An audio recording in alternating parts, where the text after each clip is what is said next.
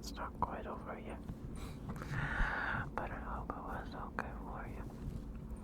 I thought, congrats on you being first. Hope you're doing okay. Good to see you.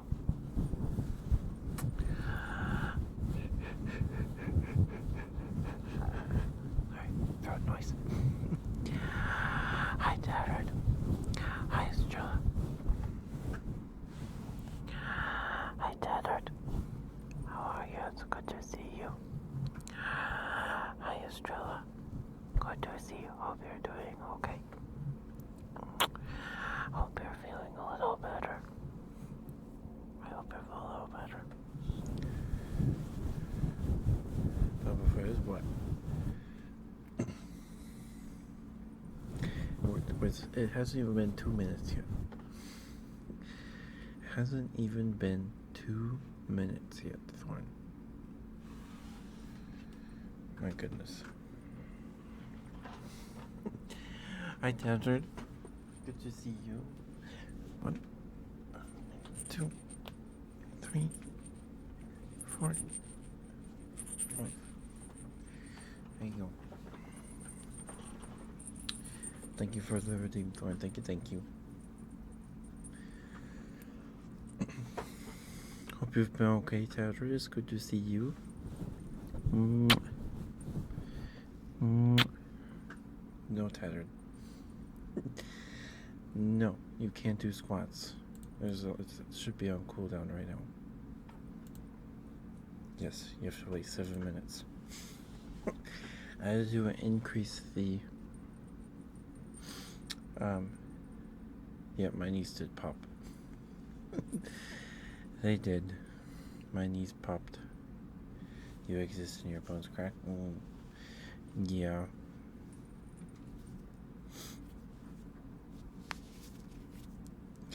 I had to increase the cooldown because Thorn would just sit there and do it like every 3 minutes.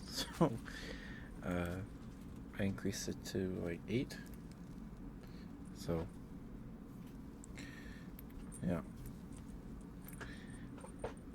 It's good to see you, Estrella. I hope you're feeling a little better. My knees did pop. They did. They did.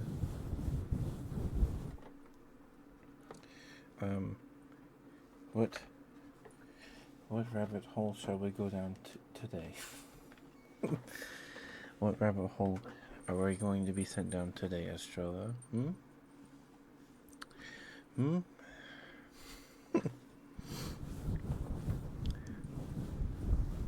Your birthday was this Friday. Happy birthday, Tanner. Happy birthday.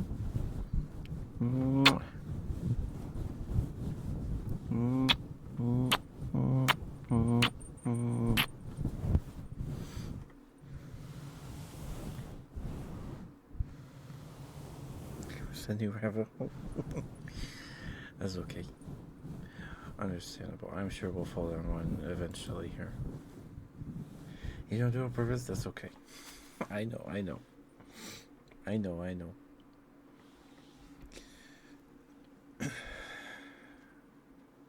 don't think I have. The last one was the Cubo thing that we talked about Wednesday.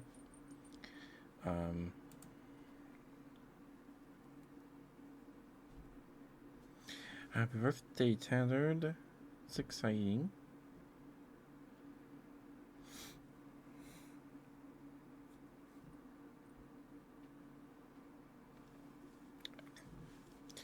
One second.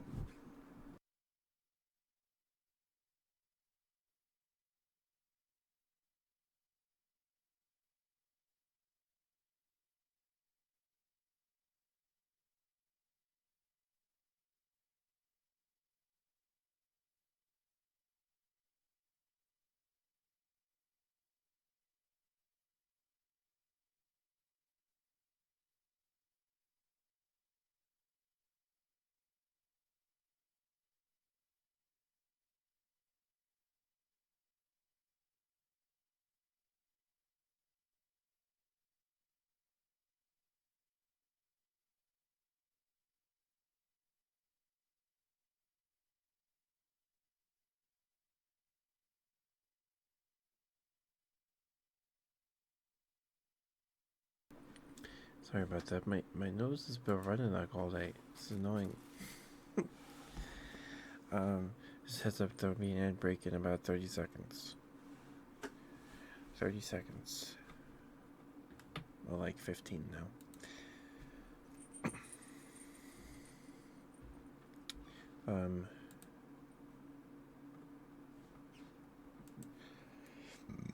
Excuse me, sorry.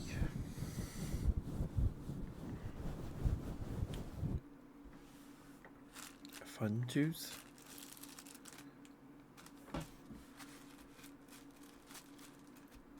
Isn't juice already fun?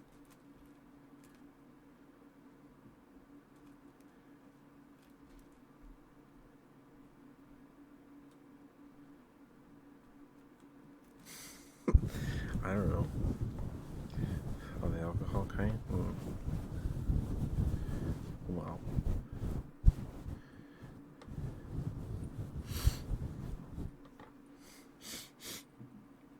Sorry, I'm sniffling. Stupid nose.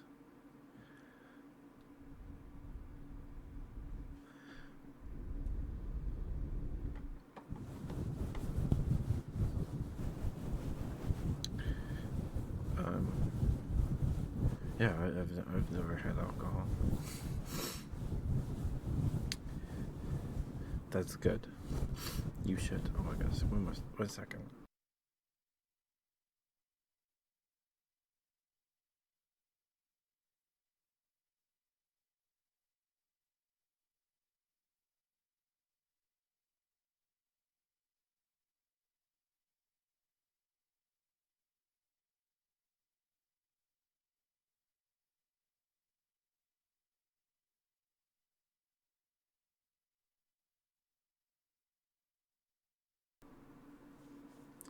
Yeah, sorry about that. Stupid nose.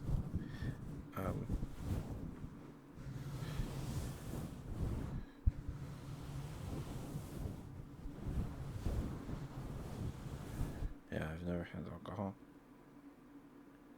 I don't really want to. It doesn't seem like, I mean, you see like beer ads or whatever. It's like, oh, it looks like nice in this cup shaped like a, the Coca-Cola cups with like they like flare up at the top, right? And it's like, oh, it's all fizzy, and there's like, yeah, it's like, okay, but does it actually like taste good? I don't know. I don't care to find out.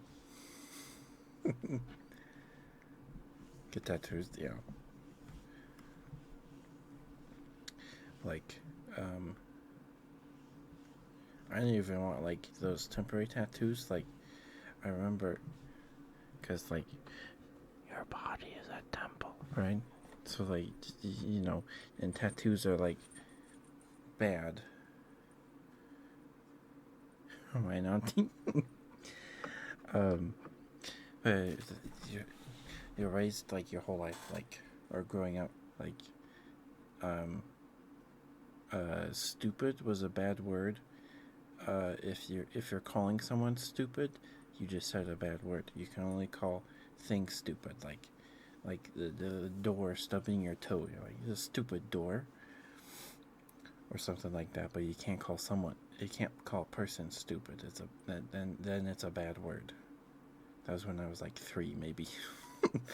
I know. I guess I was saying stupid a lot, and someone got tired of it. I don't know. I don't remember.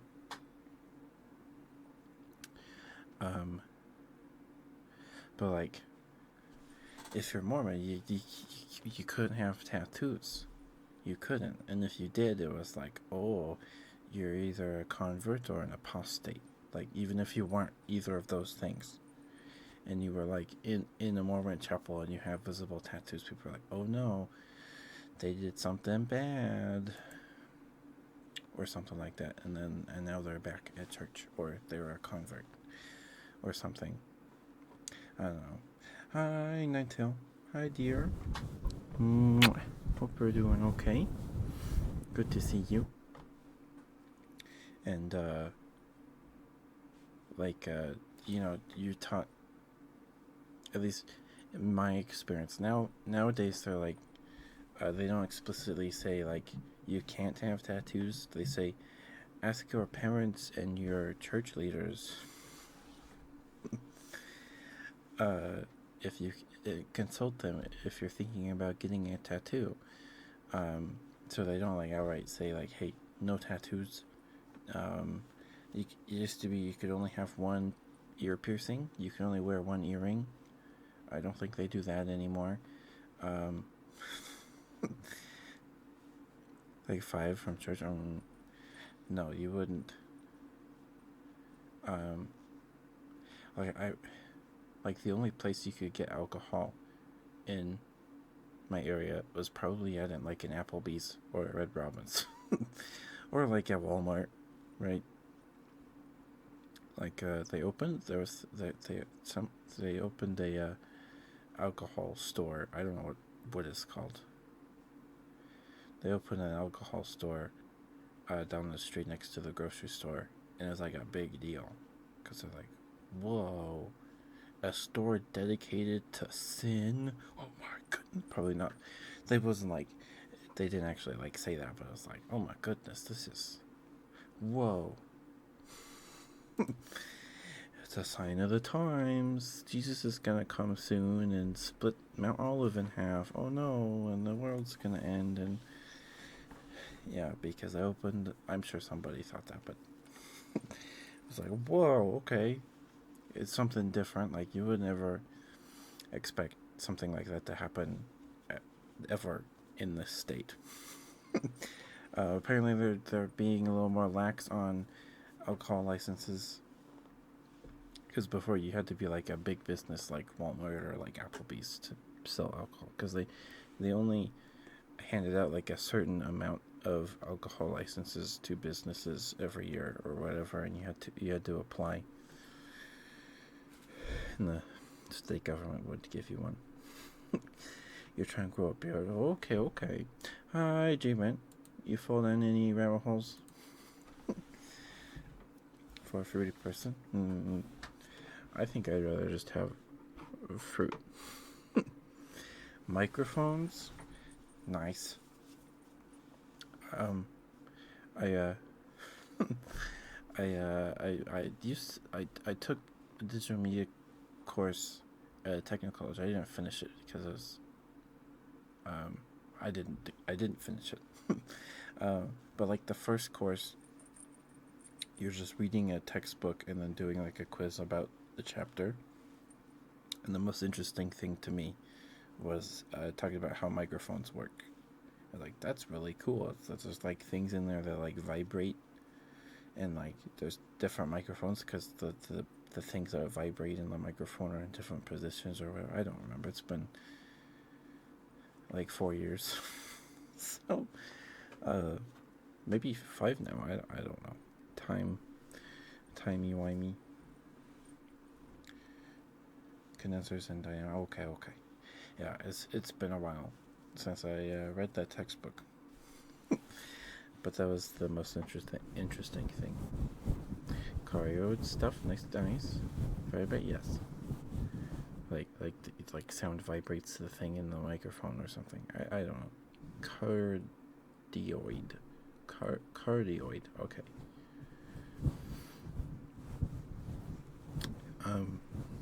But yeah. So growing up was like, no, like the worst thing you could do was get like a tattoo or something like that. And I remember we got like Rugrats temporary tattoos, like where you put it on your arm or whatever, and you run under like warm water for like 5 minutes or whatever, and then it like peels off after like a day. Um, yeah, the thing that looks like the things you used to clean dog paws. Is it that thing? I've seen pictures of it. Yeah. Yeah, I've seen pictures of it, and I remember it was like, um, I think it was like a Chucky. It was Chucky. So the Rugrats character, the one with red hair and the purple glasses. It was Chucky, and my brother wanted it on like the back of his hand or something. I can't remember. I was like, no, you can't do that. And my mom's like, no, it's okay. It comes off. Yeah. One day, get a Shure M7B or an Earthworks Ethos and a Behringer XR 12. But you're researching all types of microphones and mixers and such. Also cameras, basically just all streaming stuff to us. That's cool. That's cool. You know, I've seen pictures of that popcorn bucket. It's just yeah. I don't know why they did that. It gives me like flashbacks of images of like that Jar Jar Binks cup, or the Jar Jar Binks tongue sucker. Not that it would suck your tongue. It was like the candy was like his head, and his mouth would open, and the candy was his tongue, and you would suck on his tongue, and that was the candy. The what? Yeah, the Jar Jar Binks lollipop. I never had one. I've only seen pictures of one. But yeah, so it would be like this mold of his head, and you would open his mouth really wide, and then you would suck on his tongue. I don't know why they did that. I mean, kids now eat candy, like little plastic toilets, right? I don't know if they still make those. So I don't know. I don't know, but there was lots of weird Jar Jar Binks stuff. So the Dune bucket kind of gives me those vibes. No, it is hideous. It is hideous.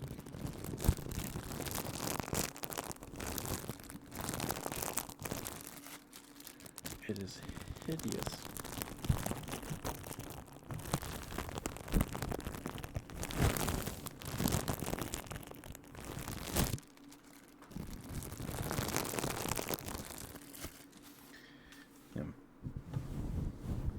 A bucket with extra butter and no popcorn.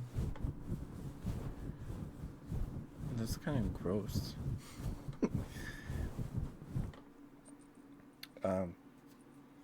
When my dad was younger, like before he met my mom, he worked at this shrink wrapping place. I think that's what they call it. I don't know if there's just dedicated shrink wrapping. They had a shrink wrapping machine.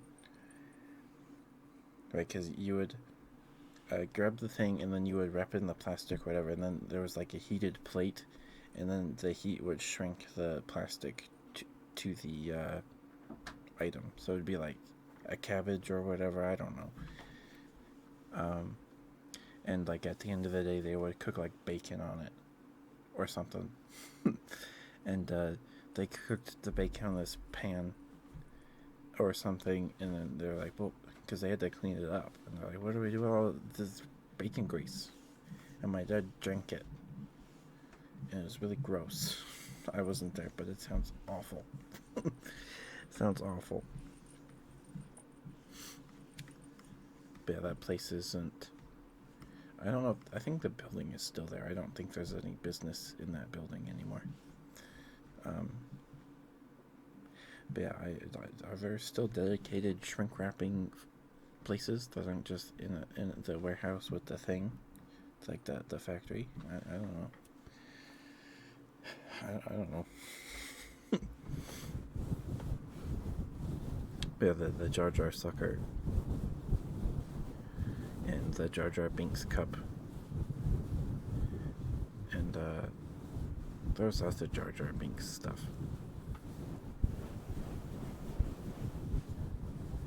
With popcorn buckets.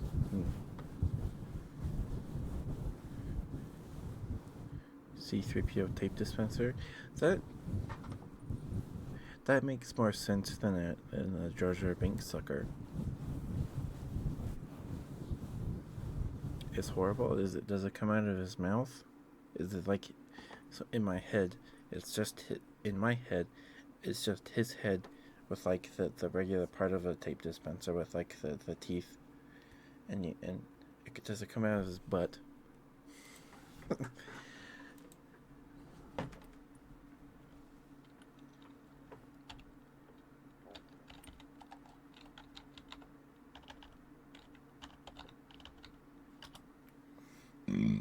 Oh, it's that one. I remember that. Isn't it like ceramic? Excuse me. Yes, he's just reclining in like a bathtub or something.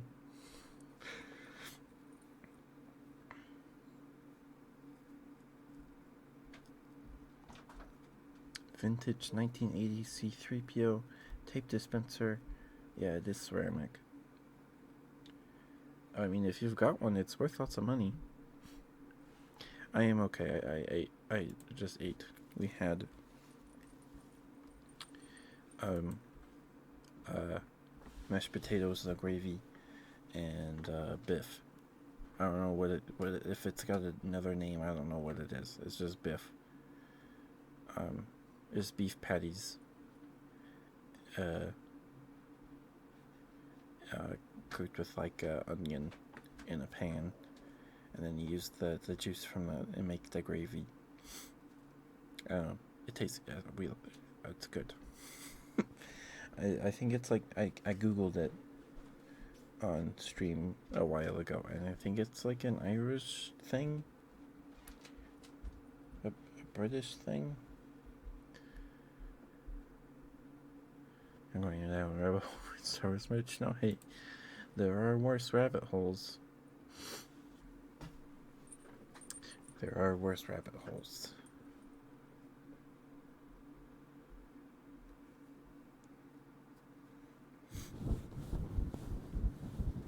Perfume?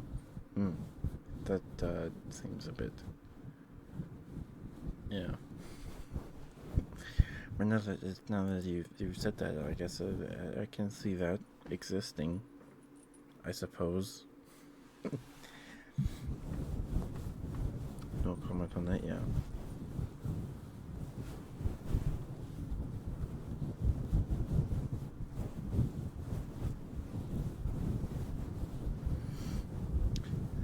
Yeah, so I don't know if I've fallen down any like rabbit holes lately since last day's stream. Just the Cubo stuff, just the cartoon stuff.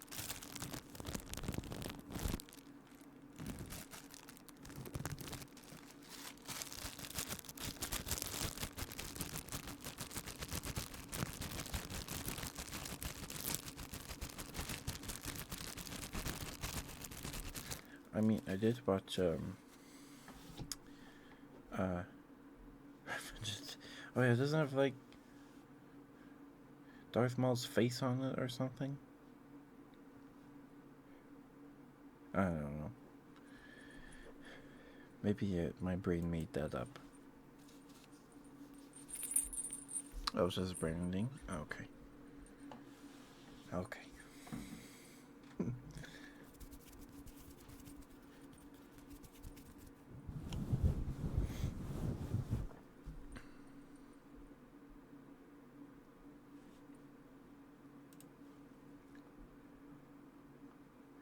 Air sickness? For like airplanes? I have no idea. Well, I mean, if it's like before the movie release, like putting like the movie on like everything is like, hey, go see this movie. It's a real big deal. Go watch this movie. I don't know. It's like football shaped cakes before the Super Bowl. I like Walmart and stuff. I don't know. just makes me think of stuff like that, like the dude in the popcorn bucket. It's like, hey, go watch this movie and get a weird popcorn bucket.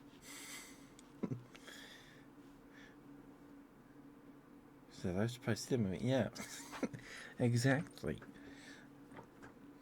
Well, I don't know. That's I actually yeah.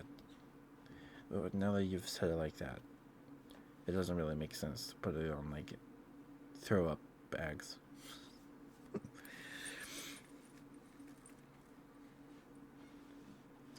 Yeah.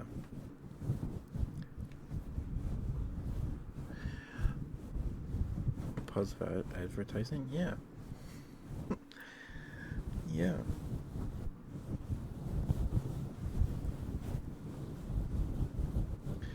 It's probably, just put the name on everything. Get it out there. Like, you know, it's like, what was it? I had a thought in my head. Hold on.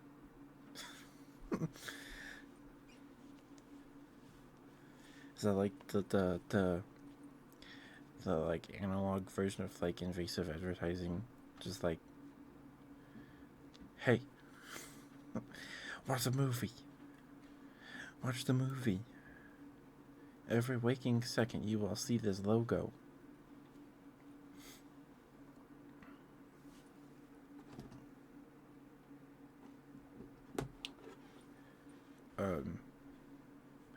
And I heard, like today, I don't know if it was recent news, but apparently Walmart bought like a smart TV brand. It's like Vizio or something. Um, and they didn't just like buy the brand; they bought like the network and stuff for like the Vizio smart TVs. I think my TV's not Vizio; it's a Hisense or whatever it's called. Um, Vizio. That just makes me think of TiVo. I don't remember much about TiVo. I just remember there was the cool little like TV character on the remote control. That's why I like TiVo.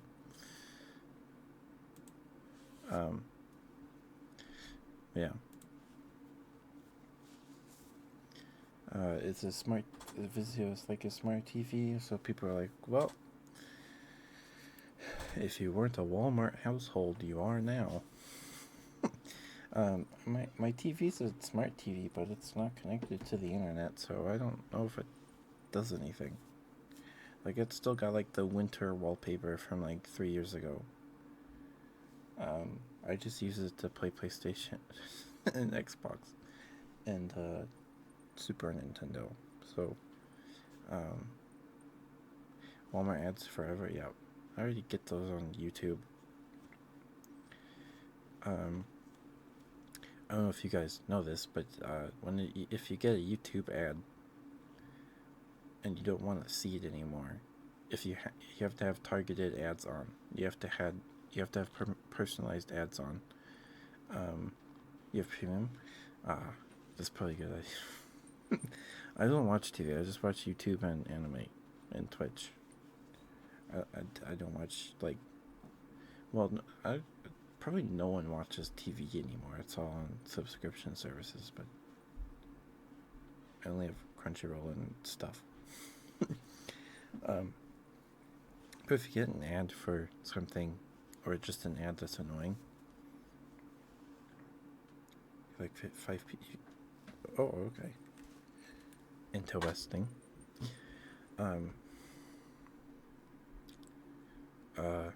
Yeah, if you get an ad you don't want to see again, you press the little eye icon next to like the timer in the lower left of the video, or the eye icon on like a banner ad or whatever, and you can say, "Hey, block this ad," or you can like the ad.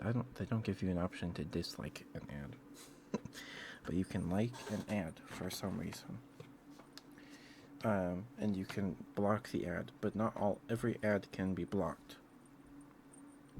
Like for some ads, like the option to block it just doesn't show up, because I'm guessing There's like a plan, an advertiser plan that you can pay Google for people to not be able to block the ad. Because like every single Walmart ad I get, you can't block it. Because I'm talking about Walmart right now. I'm probably gonna get Walmart ads after stream. um,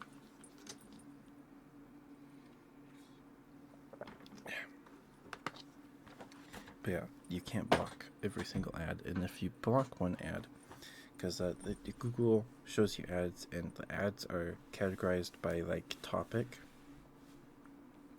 so companies can just like put the same ad out under a bunch of different categories, like one for like finance or real estate, and it's like the same ad. So you block it, and then the same one shows up. Also, ads on YouTube on like mobile at like 3 a.m. are like super weird. Because that's when like all the main advertisers are like sleeping, I guess. I don't know. Because when an ad's shown to you on YouTube, the advertisers all like bid for the spot to show it to you, right? Um, so I'm guessing at like 3 a.m. not many people are like bidding to show you Burger King ads or something. So you get a bunch of ads from just YouTube channels, and they're all like weird, like become a CEO in 1 year with this trick or something like that. And like personalized ads, it's not even like really personalized. I get a bunch of ads for like business infrastructure software for like video calls or something. I'm like, why are you showing me this? Show me like an ad for strawberry milk or Funyuns. Not this. I don't know. And like I get ads for like apps I already have installed, like TikTok or Pokemon Go. It is like, why are you advertising to me? I have your app downloaded. Yeah, it's dumb. One second.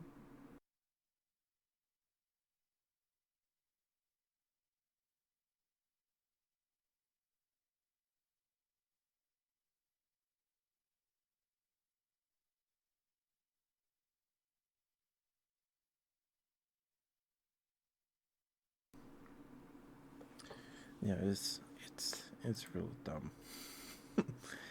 And yeah, can't wait for the time when every device has a camera and it scans tracks your irises to make sure you watch the ad.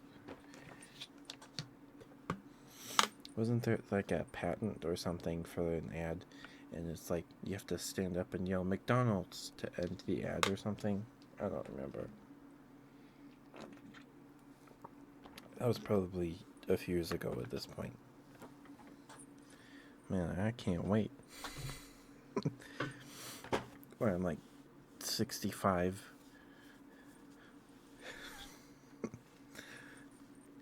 Eat the new Big Mac. I don't know. I don't know.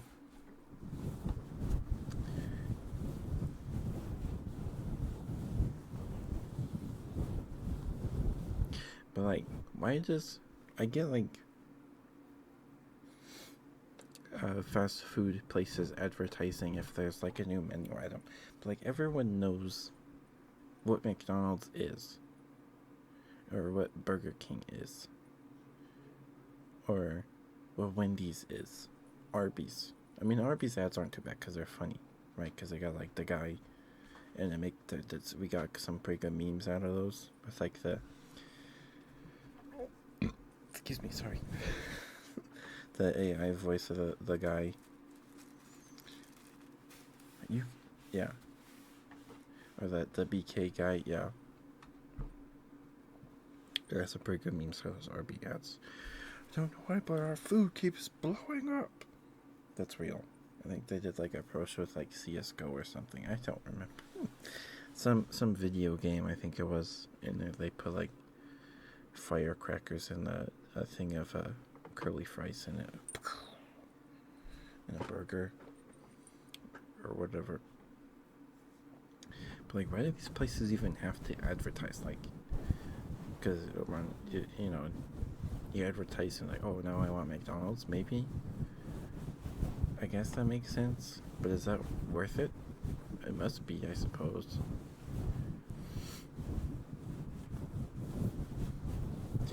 Yeah, I hate those Burger King ads. I hate them so much. There's the because they say have it your way, but like, why would I want to sit there and be like, hey, can you put this and this on my Whopper? I forgot what it was called for a second. Can you put tortilla chips on my Whopper? Like, I didn't even know like that was an option when you go to Burger King.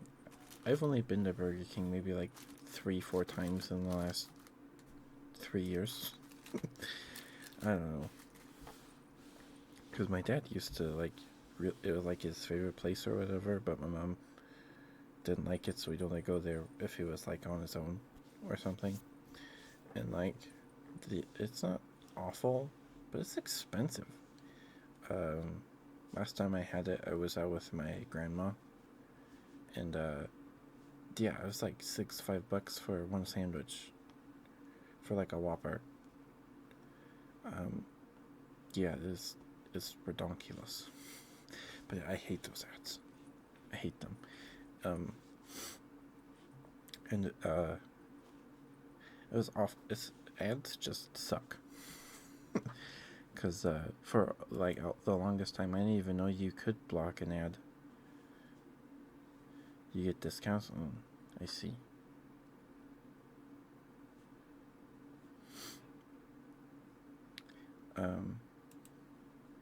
But what was I talking about?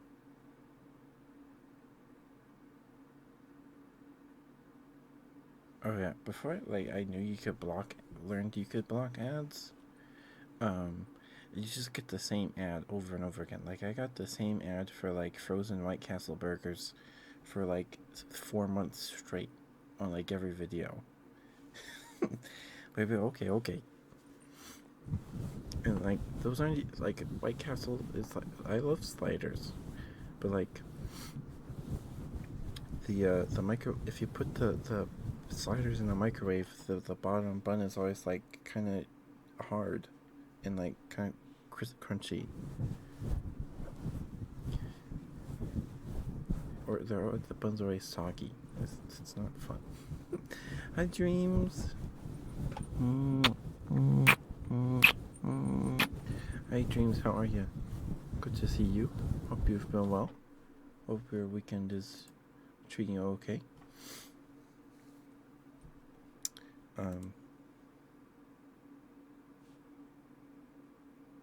Yeah. Excuse me. Yeah, if you're curious, like, check YouTube on your phone at like 3 a.m. and the like ads you get between like videos when you're just scrolling. You're not watching anything, you're just scrolling. You get a bunch of weird stuff from other YouTube channels, and it's always like crypto bros, or like those people are like, take my course and you earn 7 figures a month, or become a CEO. I saw one that was like, become a CEO of your own company within 1 year. It's like, what? I mean, that'd be cool, but like, what? Huh? That doesn't make any sense.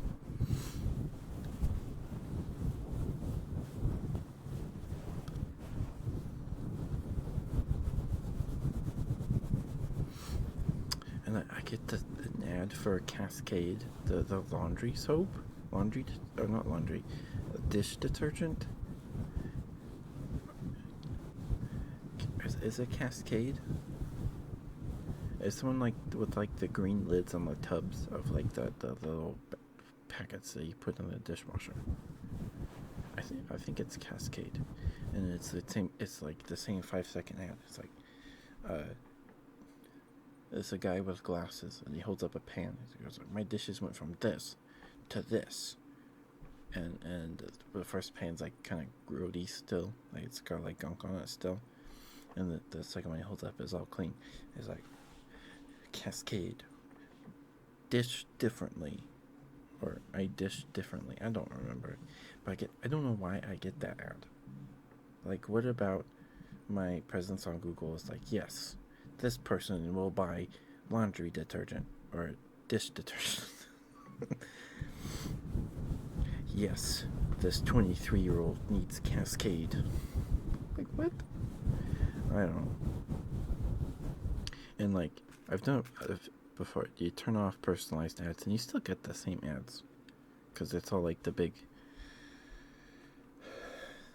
companies winning the bid to show you their ad.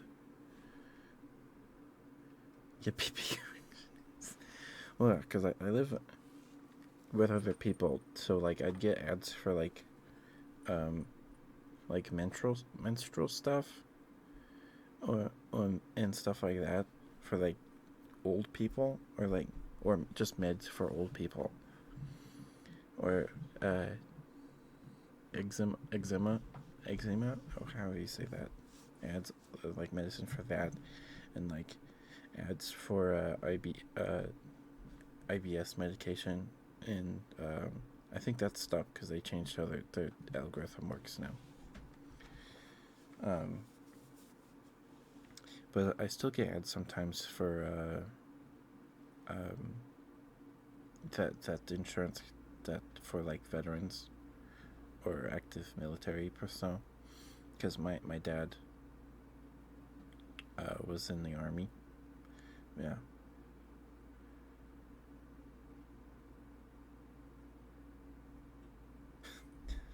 Tickle? I can do it. Let me drink some water real quick. But you get that ad on YouTube? It's not some it's on a different website, huh?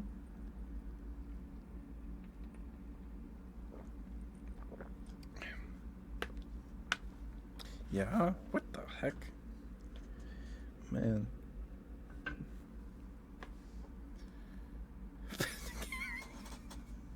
Okay, that's kind of funny though. That's kind of funny. But also like, yeah.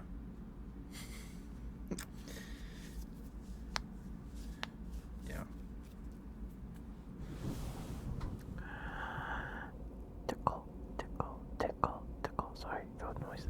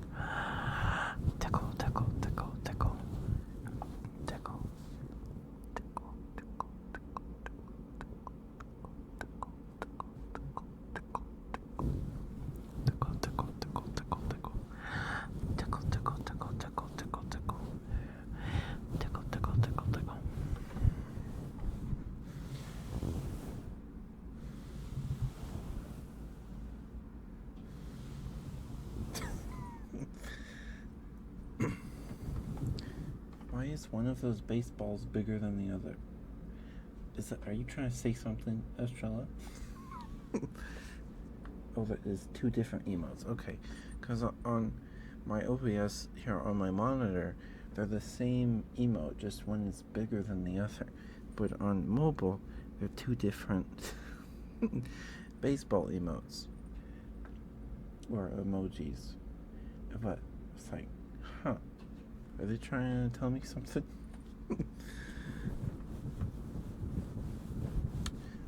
Sell a coffee alternative called Mud. I see. Coffee alternative.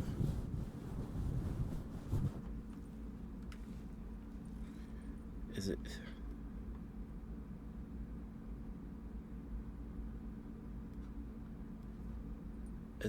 Is coffee bad for you? I'm so confused. Because I grew up being taught that like coffee is like on par with like alcohol in terms of like the worst thing you could put in your body, right? And it's not, right? Of course it's not. But like, I mean, if people need that, yeah, I suppose. I would never have thought there's a coffee alternative. Maybe in my area that kind of makes sense. But like, people here just drink Mountain Dew. If they need their caffeine fix, they just drink Mountain Dew or something else. Excuse me. Because if you're Mormon, you can't drink coffee, or you're not supposed to drink coffee. Because if you drink coffee, um, it'll keep you out of the temple. Because to be worthy to attend the temple, which are all these big elaborate uh, buildings built by the Mormon Church, right? It's not temples are not chapels. You go to temples to do baptisms for the dead and all these important uh, rituals. I don't know what else to call them. Like that's where you get married, and you get sealed to your spouse for eternity or whatever, as long as you both are stay Mormon or whatever. Um, yeah, so to get married to your partner forever instead of just till you die, you have to go to the temple. And to go to the temple, you have to be worthy, and to be worthy, you have to be paying your tithing. You have to be a full-time tithe payer, which is 10% of your income.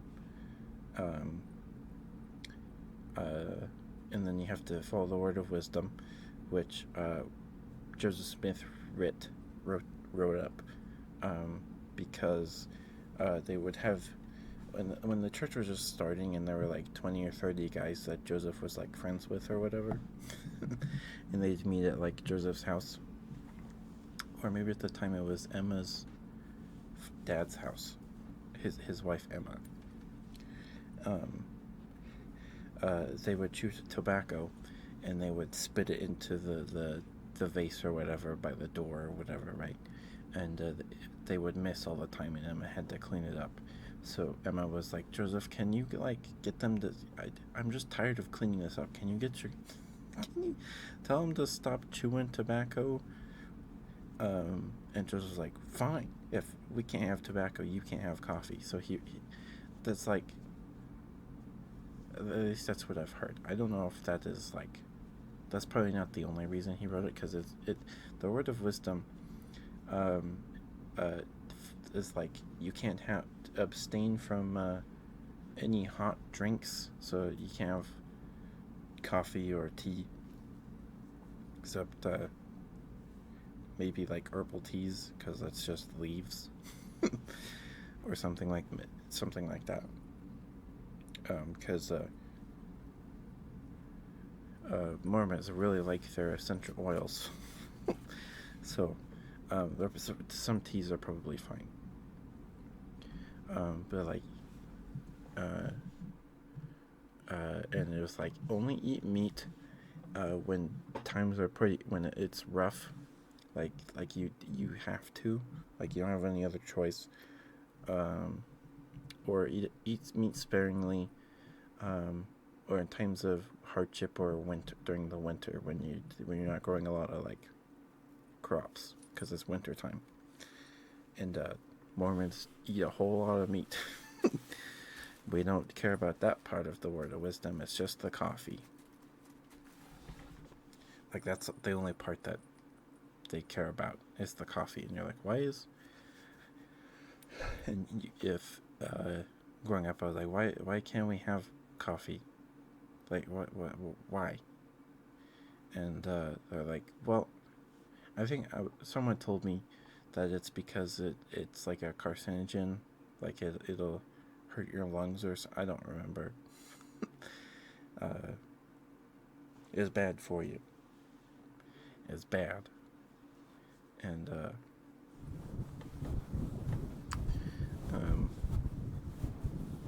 yeah. Or it's because of the caffeine. But it's not because of the caffeine, because plenty of Mormons drink Mountain Dew or Pepsi with stuff that has caffeine in it. And chocolate has caffeine. No, not a whole lot of caffeine, but it has... M&Ms have caffeine content, from what I remember, because cacao has caffeine in it. If you're trying to abstain from caffeine, you can't eat a whole lot of stuff. No, it's just about... Joseph probably didn't... I don't think he wrote it intending it for it to be like a commandment or super important. It's like, hey, probably don't eat a whole lot of meat. Eat some vegetables. Put hair on your chest. You know, eat your broccoli, son. And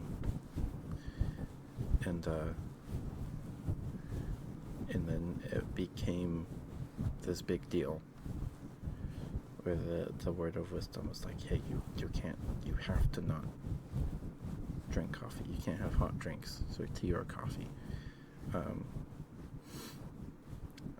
People, Mormons can get away, even if you're like a super orthodox Mormon, you can probably kind of get away with like herbal teas, maybe like a mint tea or like a sleepy time tea maybe, but nothing. If it's on the Starbucks menu, you probably can't drink it. Like if you were caught holding a Starbucks cup, oh my goodness, it'd be over for you. Because there was a Starbucks down the road. I don't think it's there anymore. They probably went out of business, or they downsized or whatever, and they closed the location. Now it's a soda bar. Those are a big deal in over here. Our soda bars. Because we can't have caffeine or alcohol or anything, so our vices here are sugar. Our sugar. So like Crumble, that's from here, and all these soda places. They aren't very, from what I recall, soda places like places dedicated to just serving soda are not very common outside of here. Like it's only soda on the menu, but you can like mix it. You can put like whipped cream in it, or mix some sodas together or something kind of like that. It's not just like, hey, I want a Coke. I mean, you can ask for Coke, but like whenever I went when I was younger with my young men's group, my church youth group, because I split you up into age groups and the girls and the boys, right? We had to go a few times, and I always just got root beer with whipped cream on the top. It was pretty good. I had melon soda, like melon flavor.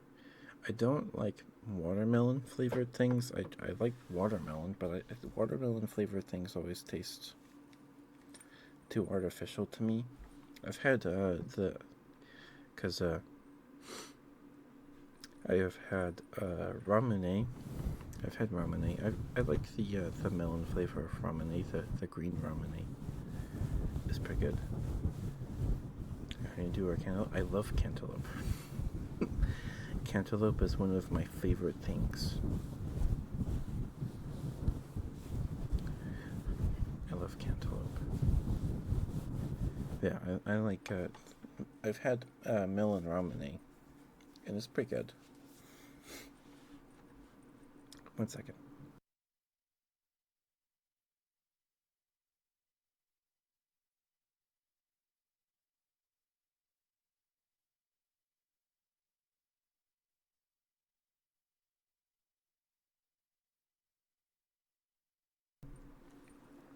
Yeah, I like cantaloupe a lot.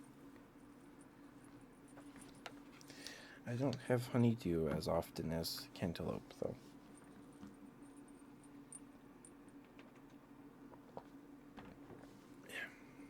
But I don't mind honeydew either. I usually just only eat it if it's in like one of those like fruit cups with cantaloupe and like pineapple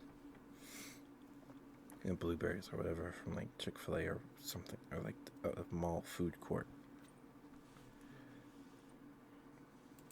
I usually don't. I only eat the cantaloupe out of those though, because the pineapple contaminates the cantaloupe and stuff with its juices. I'm not the biggest fan of pineapple. I just don't like the texture. I don't like it. Can...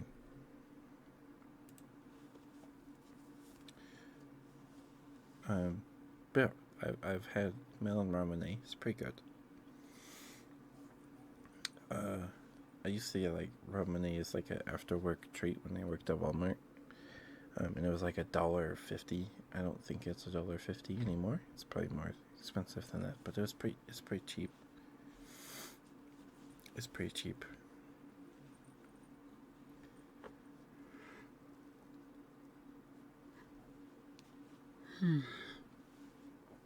But you don't get a lot of soda in those bottles of ramen at Walmart anyway.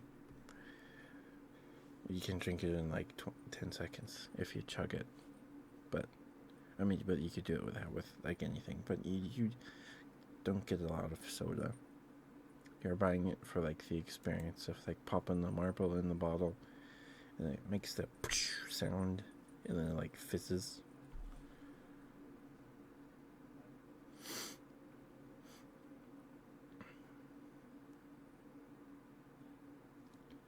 Yeah. I love cantaloupe though. I'd rather have cantaloupe than watermelon. But sometimes watermelon hits the spot, you know. You get a good watermelon, nothing quite like it, right?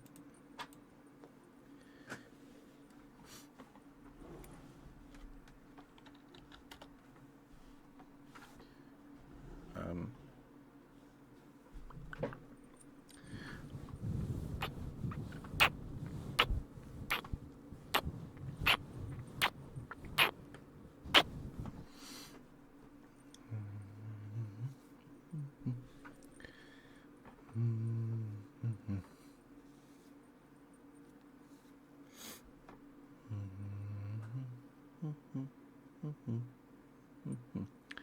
yeah, if it's watermelon flavored, same with like grape flavored things. I'm not a big fan. Not a big fan of grape or watermelon flavored things. Um,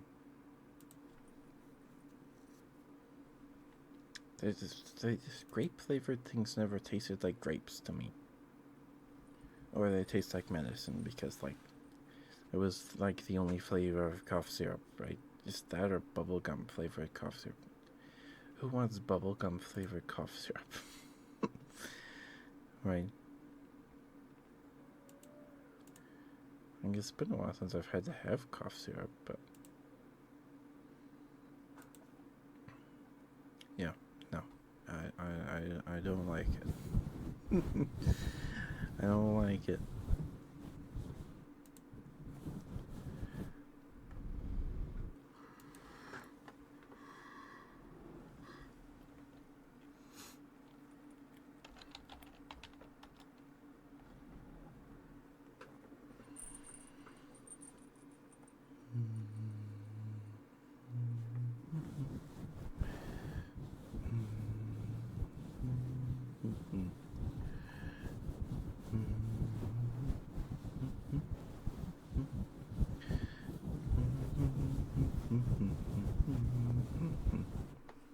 Are you still feeling sticky, Astrola? Am I thinking the right person? Someone was feeling sicky.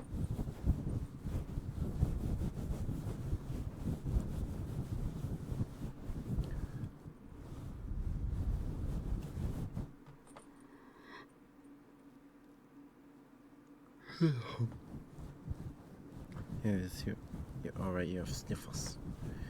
Sniffles. Hope your phone is just a itty bitty better.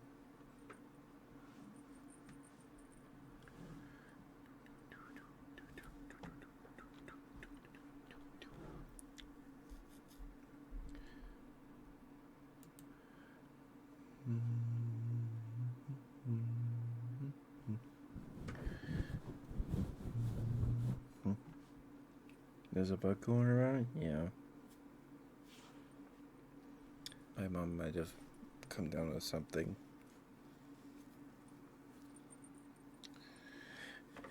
It's always this time of year, or February, that I always get something.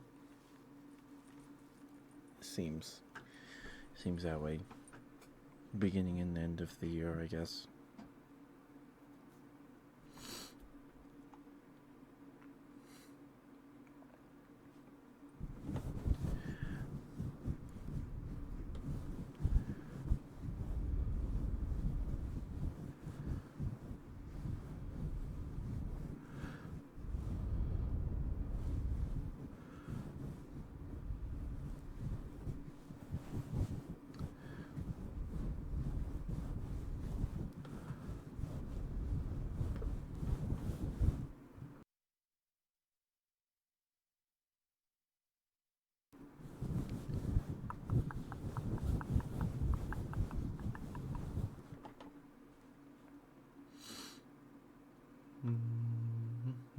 Yeah, sorry about the sniffles.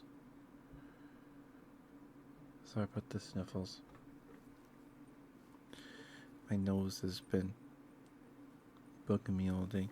I don't think I have a cold. My nose is just being annoying.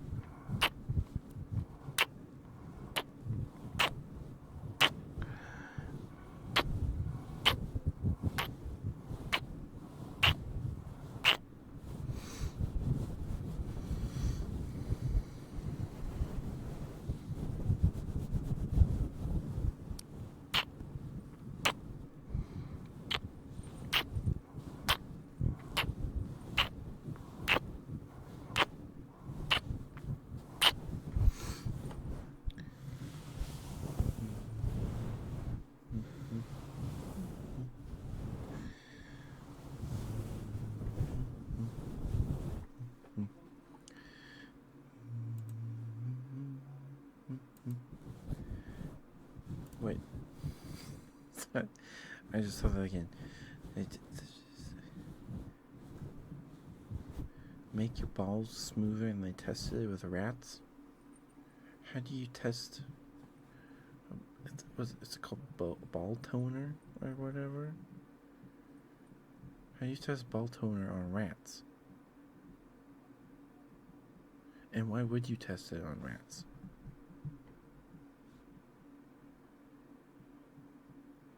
Like, how do you determine? Do you like shave the rat, like, and then rub it down with like palm oil? What? Hold on a second. Goodness gracious! Like, because I know there's like hairless. There's like hairless breeds of rat, right? Because there's hairless guinea pigs. I don't know if you've seen a hairless guinea pig before. They're pretty weird looking. They're pretty weird looking.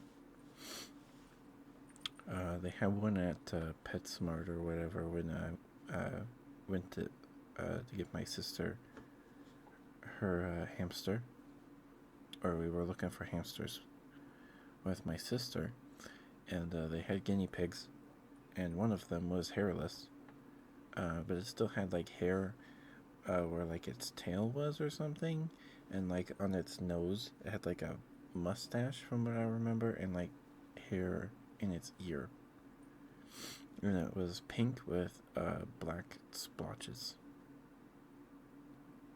and it looked weird. It looked real weird. But like, how would you determine if, like, maybe you put on the rats to see if it like disintegrates them? I don't know. If it makes their hair fall out, I don't know. I don't know. Well, if you're trying to make your balls smoother, maybe you don't want hair on your balls. I don't know. What are we talking about? But now, how do you test that on rats? I mean, rats have balls, I guess. I don't. Okay. Okay.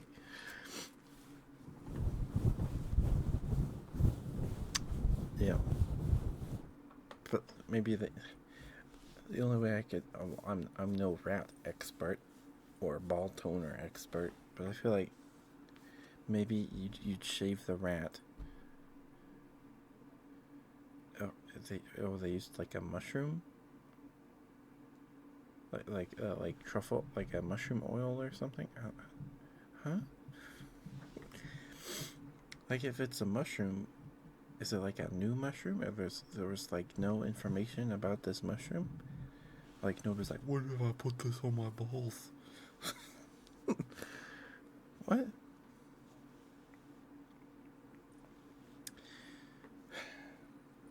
Man. And why would they brag about that? Like, they said they tested it on rats. The rat ate the mushrooms and put it in water. Apparently, the ones ate the big, smooth balls mushrooms. What? So they fed the mushrooms to the rats, and then it made the rats more hydrodynamic.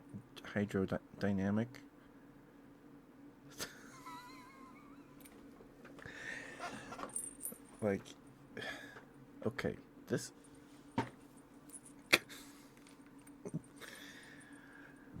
Oh, this. I don't know why, but that reminds me of that study that some like this nose flood apologist group did, where they made a bunch of like 3 model arcs. They made one to like the specifications in the Bible, because like we have the specific like length of the arc, right? Like cubics or whatever. And they made one that was really skinny, one that's normal, and one that was really wide, and then they put it in a tub of water, in like a wave machine, and then they tested to see which one would stay afloat, and the one that's like normal stayed afloat, and they're like, see, Noah's flood happened, haha. Oh. Automod. Alright, I'll allow it. I don't know if anyone else is going to see that now, though.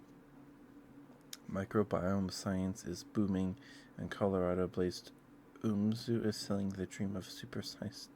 Why would you want big balls? They're just in the way. They'd just be in the way, right? Oh, okay. Thank you, Estrella. Thank you for looking that up. And the pills is called Lactobacillus reuteri. Okay. So it makes your balls smooth and bigger? Is that what that means? I believe you. I believe you. But so they fed the mushroom to the rat. They had like a controller rat, right? And they put them in water, and the one that ate the mushrooms swam better. Okay, well now I have all sorts of questions. Did they make the rats swim before they fed them the mushrooms? Oh, I believe you need to show the proof. Understandable. I mean, it's like it sounds like something. It sounds like a joke. Hi, Mark. How are you? Good to see you. We're talking about rats and big balls. Apparently, Estrella gets PP pill ads on YouTube, and Estrella got one that apparently for like a pill with like a mushroom stuff in it from a specific mushroom that makes your balls smooth. And then in the ads, they're like, and we tested it on rats. And apparently they fed the mushrooms to a rat, and then they made the rat swim. And apparently the rat that ate the mushrooms was better at swimming.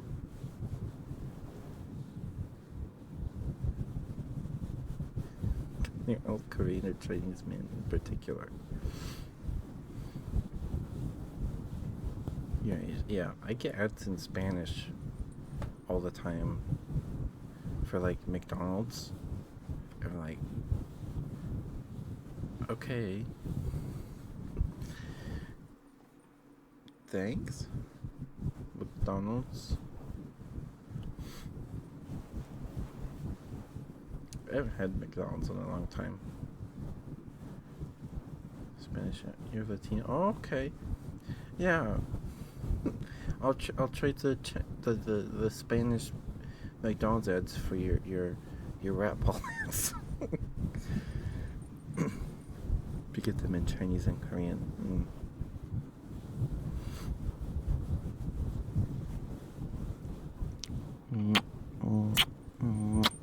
How are you, Muck? It's good to see you. Hope you're doing okay.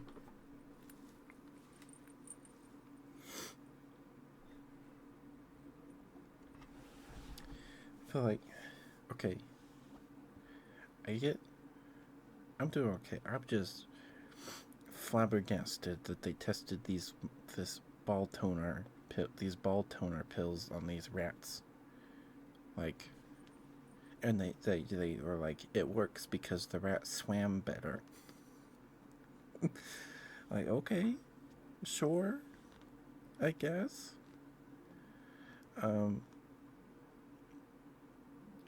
Like, did it make its hair softer, so it like clung to its body better, so it was like more hydrodynamic, and it like, or was the rat just better at swimming than the other rat?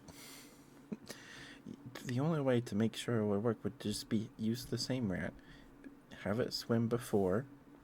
Maybe do 2 rats, but have both swim before you feed them the mushrooms. They got more energy and muscles or something. How long did they feed them the mushrooms? Like a day?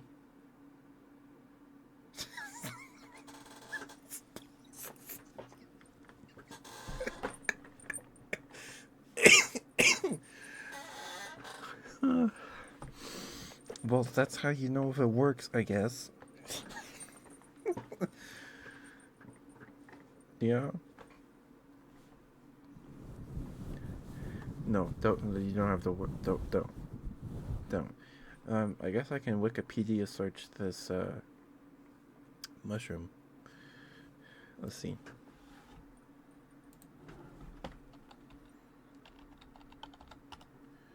Wikipedia. What was it called? Lactobacillus? Yeah.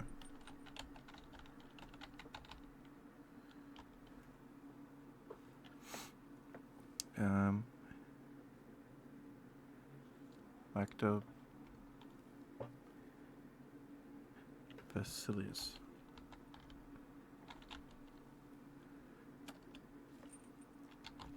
Reuteri. It's not a mushroom, it's a bacteria.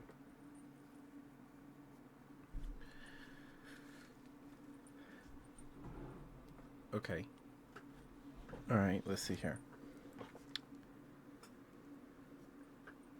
Oh, we have some results in animal models. Okay, we'll get to that. Okay. So, limo. Okay, I don't know if this is the same thing, because this isn't. This is a lactobacillus. This is Lactobacillus reuteri.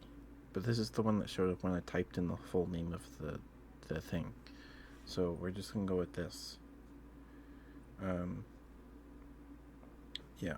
It's synonymous with okay, this is the longer name is a synonym. Okay. Got it. Okay, it's a bacteria. It's not a mushroom. I'm guessing the mushroom just has a high concentration of this bacteria. Okay. Lactobacillus excuse me, reuteri is a lactic acid bacterium found in a variety of natural environments. Excuse me, sorry. Including the gastrointestinal tract of humans, so it's already in your gut. Okay. Of humans and other animals, it does not appear to be pathogenic and may have health effects. Discovery. So I'm just reading this Wikipedia article. You've done it again, Estrella. I've looked up another Wikipedia article. I'm just curious. I want to know more about this, because they fed it to rats and it made the rats' balls less wrinkly. All right. At the turn of the 20th century, L. reuteri. Oh, because it's like right? Okay. Was recorded in scientific classifications of lactic acid bacteria, though at this time it was mistakenly grouped as a member of Lactobacillus fermentum. In the 1960s, further work by microbiologist Gerhard Reuter, for whom the species eventually was named, reclassified the species as L. fermentum biotype 2. Significant differences were found between biotype 2 and other biotypes of L. fermentum, to the point that in 1980 it was identified as a distinct species and the formal species identity, L. reuteri, was proposed. In April 2020, L. reuteri was reassigned to the genus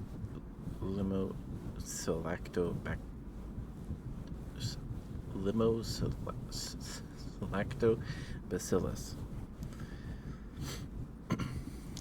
Prevalence. time for your weekly Wikipedia rabbit hole attention. Yes, dear. Alright, I'm just curious. I want to know more about this. Alright, Limnosalactobacillus reuteri is found in a variety of natural environments. It has been isolated from many foods, especially meats and dairy products. It appears to be essentially ubiquitous in the animal kingdom, having been found in the gastrointestinal tracts and feces of healthy humans, sheep, there's sheep again, chickens, pigs, and rodents. Okay, there's rodents. A tool for what does Mickey say? Isn't that Mickey Mouse meme? This is a tool that'll be useful later.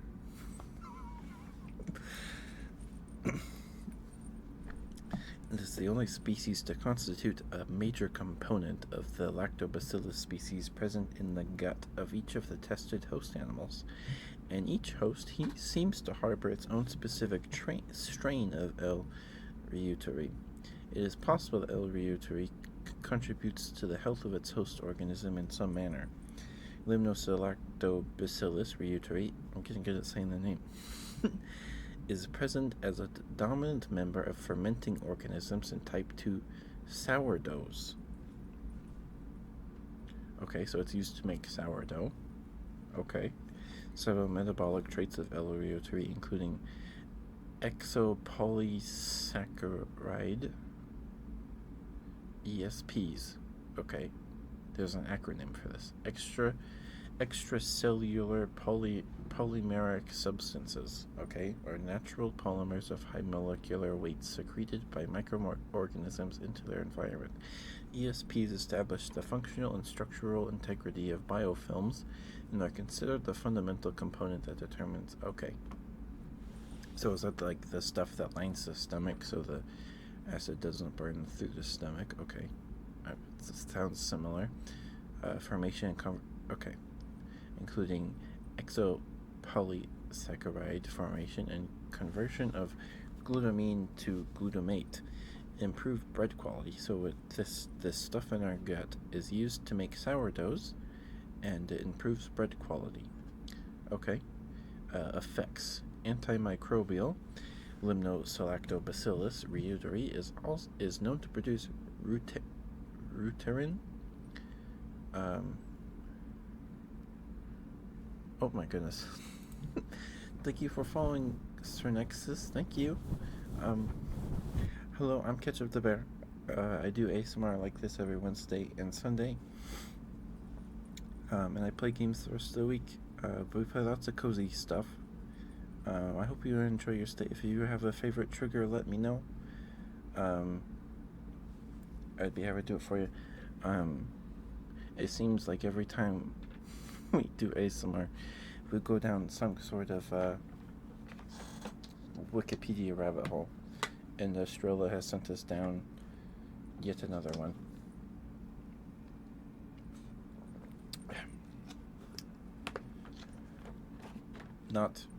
Not like, hey, look this up on Wikipedia. It's just because we were talking about stupid YouTube ads, and Estrella's like, yeah, I get one for PP pills, and one for pills that make your balls smoother. So, and apparently they in the ad they're like, yeah, we tested this on rats, and it made them swim better, and it made their balls less wrinkly.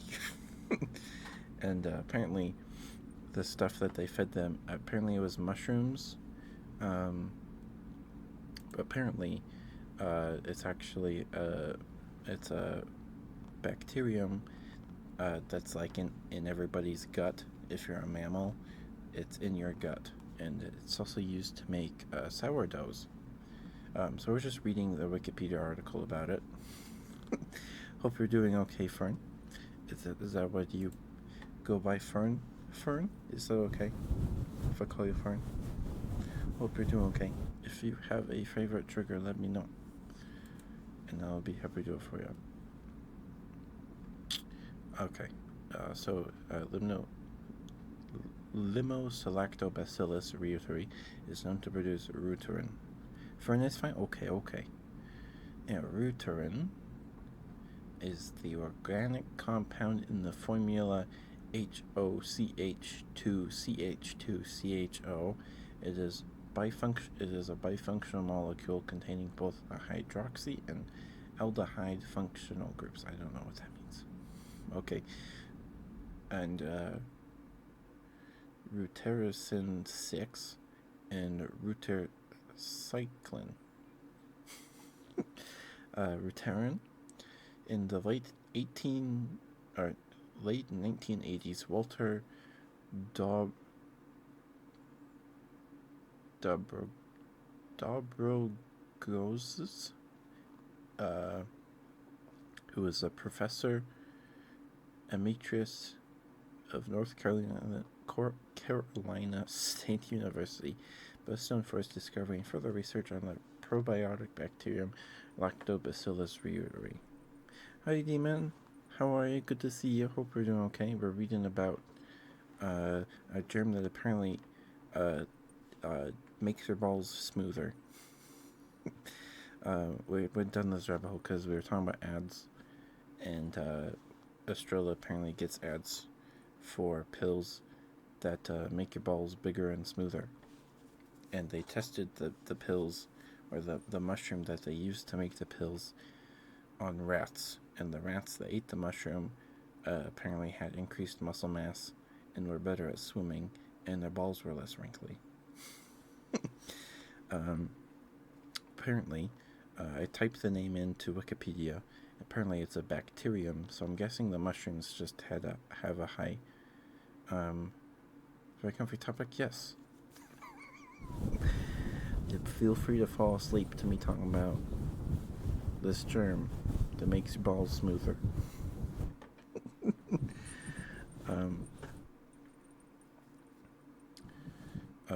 So in the late 1980s, Walter Dobrogoz's, Ivan Cassis, and colleagues discovered that L. reuteri produced a novel broad-spectrum antibiotic substance via the organism's fermentation of glycerol or glycerin. They named this substance Reuterin after Reuter.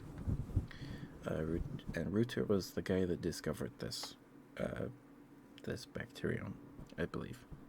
Reuterin is a multiple compound dynamic equilibrium HPA system. Dynamic equilibrium consisting of 3 hydroxy propionaldehyde. It's hydrate and it's dimer. It's hydrate and it's dimer. Okay. At concentrations above 1.4 m. What does M mean? Molar concentration, also called molarity.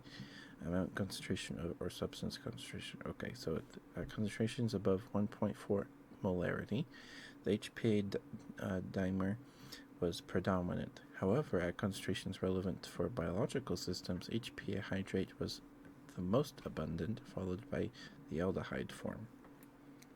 Super comfy topic. Super comfy. Reuterin inhibits the growth of some harmful gram-negative and gram-positive bacteria, along with yeasts, fungi, and protozoa. Researchers found that L. reuteri can secrete sufficient amounts of Reuterin to achieve the desired antimicrobial effects.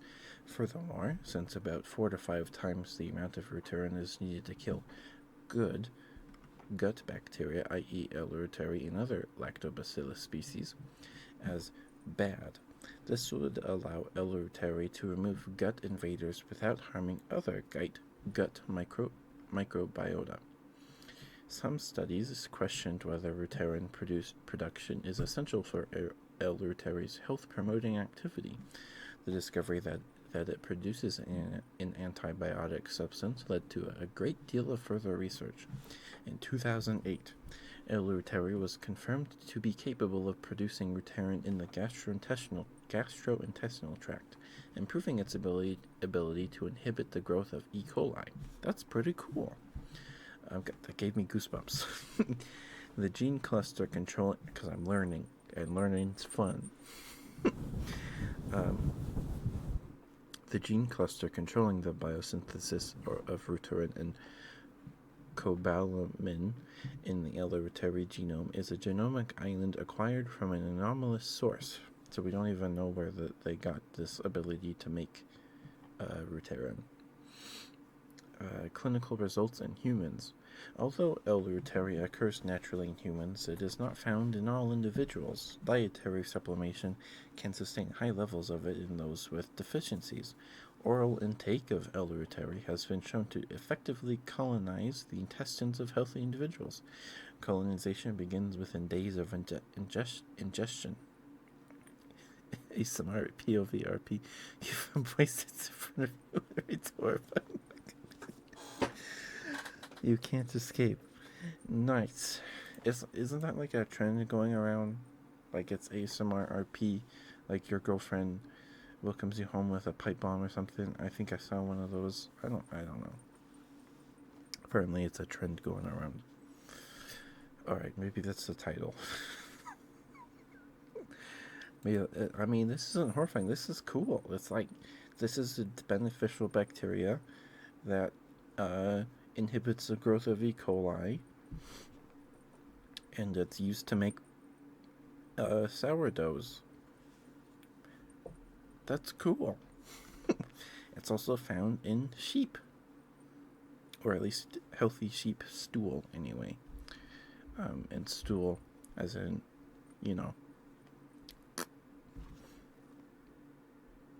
just being in limbo, waiting for your judgment, and never gets near you.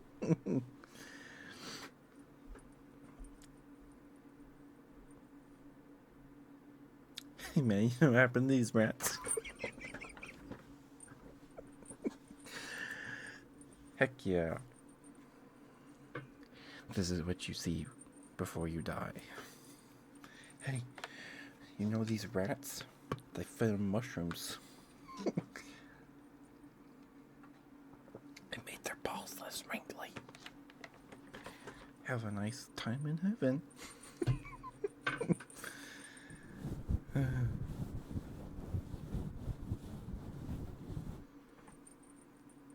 This is good. This is good. I'm having a good time. Alright. Oh, okay. So Wikipedia has some words that link to Wikipedia articles about those words. One coming up. Okay. Yeah, it's a jump scare. Alright, let's hear. Clinical results in humans. Colonization begins within days of ingestion, although levels drop months later if intake is stopped. L. reuteri is found in breast milk. Okay. Oral intake on the mother's part increases the amount of L. reuteri present in her milk and the likelihood that it will be transferred to the child. Okay. So this stuff is like everywhere. And there's people that don't have it in their gut. But if it's found in breast milk, then okay. Cool. Safety. Manipulation of gut microbiota is a complex process that may cause bacteria-host interactions. Although probiotics in general are considered safe, concerns exist about their use in certain cases. Some people, such as those with compromised immune systems, short bowel syndrome, central venous catheters, heart valve disease, and premature infants, may be at higher risk for adverse effects. Rarely, consumption of probiotics may cause bacteremia, bloodstream infections. Okay.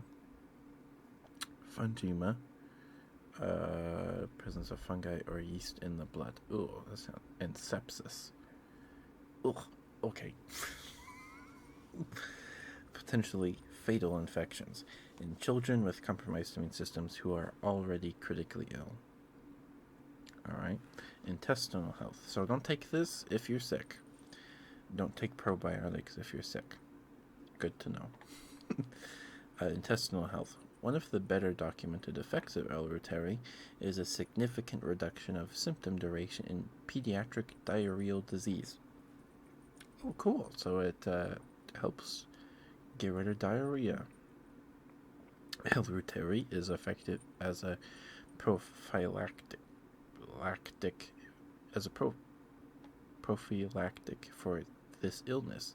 Children fed it while healthy are less likely to fall ill with diarrhea. Oh, cool. With regard to prevention of gut infections, comparative research found L-reuteri to be more potent than other probiotics. Animal research found it to reduce motor complexes and less intestinal mobility. So maybe it helped the rats swim faster because they didn't have a tummy ache.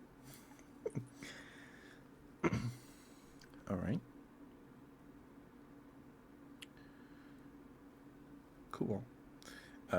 Limnosalactobacillus reuteri, I'm getting good at saying that word, may be effective treating necrotizing enterocolitis in preterm infants. Meta-analysis of randomized studies suggests that L-reuteri can reduce the incidence of sepsis and shorten the required duration of hospital treatment in this population. Limnosalactobacillus reuteri is an effective treatment against infant colic. Studies suggest that colicky infants treated with L-reuteri experience a reduction in time spent crying compared to those treated with simethicone or placebo. However, colic is still poorly understood, and it is not clear why or how L-reuteri. This feels like I'm reading an SCP article. Why or how L-reuteri ameliorates its symptoms. One theory holds that affected infants cry because of gastrointestinal discomfort. If this is the case, it is plausible that L-reuteri somehow acts to lessen this discomfort since its primary residence is inside the gut. Gastric health. Limnosalactobacillus reuteri has a pronounced anti-helicobacter activity, and its use as adjuvant therapy of H. pylori in children appears to be very promising, especially in the case of detection of infection with H. pylori with no absolute indication of eradication. Growing evidence indicates L-reuteri is capable of fighting the gut pathogen Helicobacter pylori, which causes peptic ulcers. Ugh. And is endemic in parts of the developing world. Okay. One study showed dietary supplementation of L-reuteri alone reduces but does not eradicate H. pylori in the gut. Another study found in the addition of L-reuteri to omeprazole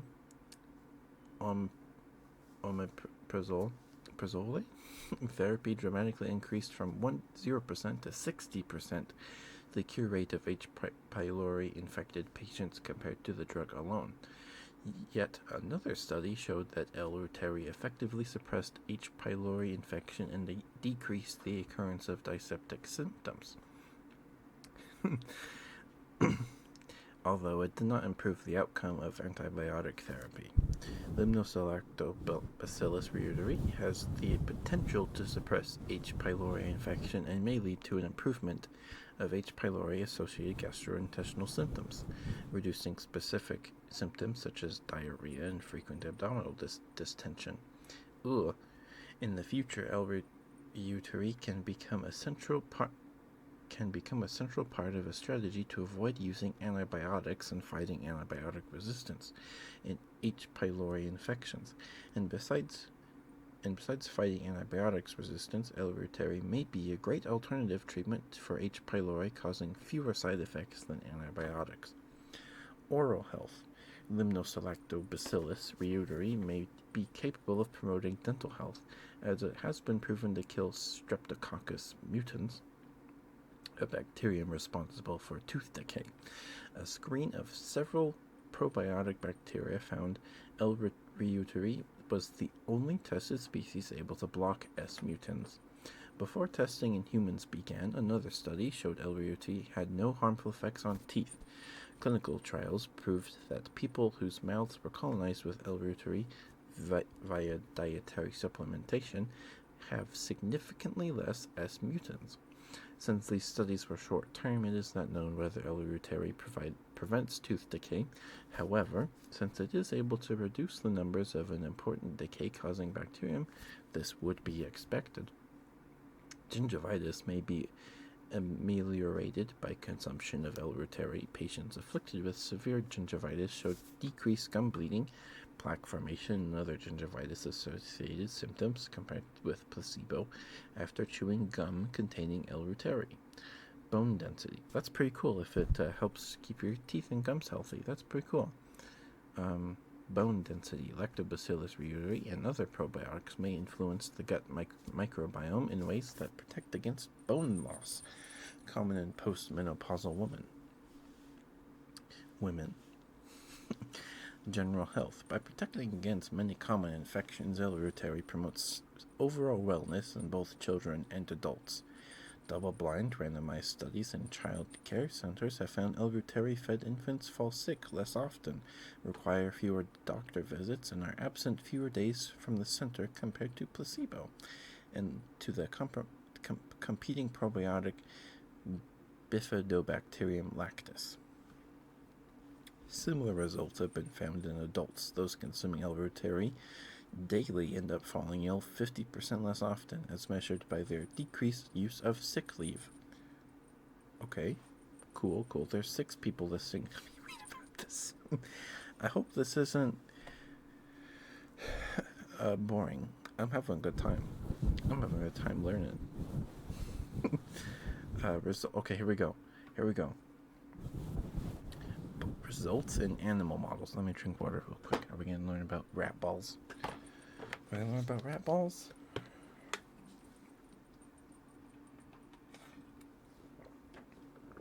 Alright. Excuse me. Scientific studies that require harming the subjects, for example, exposing them to a dangerous virus, cannot be conducted in humans. Therefore, many of L-reuteri's benefits have been studied only in different animal species, such as pigs and mice.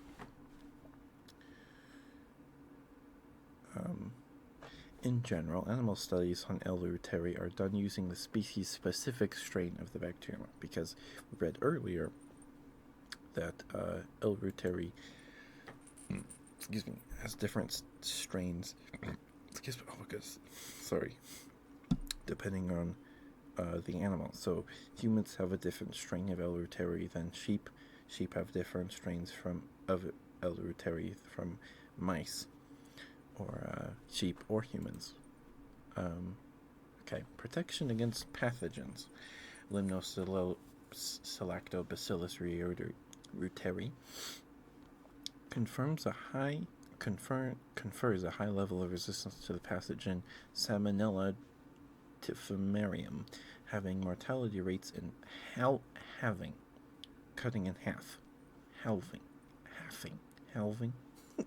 That's always been a hard word for me to pronounce. Halving. Always just say halving. Mortality rates in mice. The same is true for chickens and turkeys. L-reuteri greatly moderates the morbidity and mortality caused by this dangerous food-borne pathogen. Limnosalactobacillus reuteri is effective in stopping harmful strains of E. coli from affecting their hosts. A study performed in chickens showed L-reuteri was as potent as the antibiotic gentamicin in preventing E. coli-related deaths. That's pretty cool. The protozoic parasite Cryptosporidium parvum causes severe watery diarrhea, which can become life-threatening and immunocompromised as in individuals affected with HIV patients. L-reuteri is also known to lessen the symptoms of C. parvum infection in mice and pigs. Some protective effect against the yeast Candida albicans have been found in mice, but in this case, L-reuteri did not work as well as other probiotic organisms, such as L. acidophilus. Whoa, Freudian slip there. in El Case. Body weight and growth. Okay. In juvenile commercial livestock such as turkey poults and piglets, body weight and growth rate are good health indicators. Animals raised in the dirty, crowded environments of commercial farms are generally less healthy and therefore weigh less than their counterparts born and bred in cleaner spaces. In turkeys, for example, this phenomenon is known as poult growth depression, or PGD. Supplementing the diets of these young animals with L-reuteri helps them to largely overcome the stress imposed by unhealthy environments. Commercial turkeys fed L-reuteri from birth had nearly a 10% higher adult body weight than their peers raised in the same conditions. A similar study on piglets showed L-reuteri is at least as effective as synthetic antibiotics in providing body weight under crowded conditions. Alright, that's cool, but you're still keeping them in those conditions. I'm glad it helps them stay a little healthier, though. The mechanism by which L-reuteri is able to support healthy growth is not entirely understood. It possibly serves to protect against illnesses caused by S. typhimurium and other pathogens, see above, which are much more common in crowded commercial farms. However, other studies found it can help when the growth depression is caused entirely by a lack of dietary protein and not by contagious disease. This raises the possibility that L-reuteri somehow improves the intestine's ability to absorb and process nutrients. Chemical and trauma-induced injury. Treating colonic tissue from rats with acetic acid causes an injury similar to the human condition ulcerative colitis. Okay, so they basically tested this, and it helped rats with their tummy ulcers.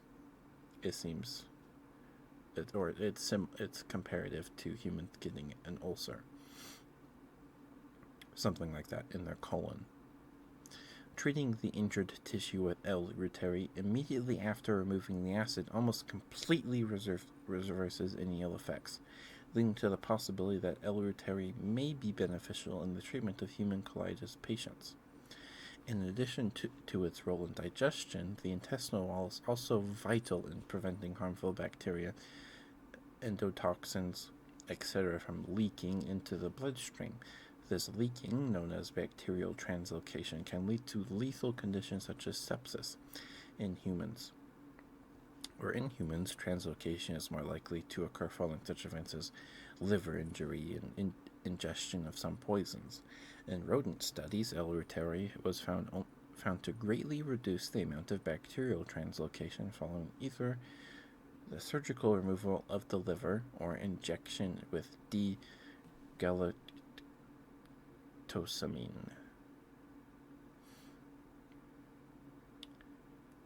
which D-gala is a hexosamine derived from galactose with the molecular formula C6H13NO5. This amino sugar is a constituent of some glycoprotein hormones such as follicle-stimulating hormone and luteinizing hormone. Okay. Also, seemingly, a chemical which causes liver damage. So they either removed the rats' livers or injected them with things that causes liver damage, and then they gave them L-reuteri to see what it did. Okay. The anti-cancer drug methotrexate causes severe enterocolitis in high doses. L-reuteri greatly mitigates the symptoms of methotrexate-induced enterocolitis in rats, one of which is bacterial translocation. Links to fat in diet of mice and reversible symptoms of behavioral abnormalities. In mice, the absence of L-reuteri has been casually linked to maternal diet. A gut microbial imbalance lacking in L-reuteri was linked to behavioral abnormalities consistent with autism in humans. What? These symptoms were reversible by supplementing L-reuteri. What the frick does that mean? Okay. Alright, and then there's a whole bunch of references for this article. Holy moly. Alright, well, that's the article. There's nothing about proving ball size or smoothness.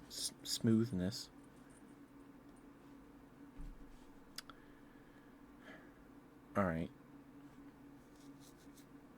So, I had nothing about balls. Time for you to look.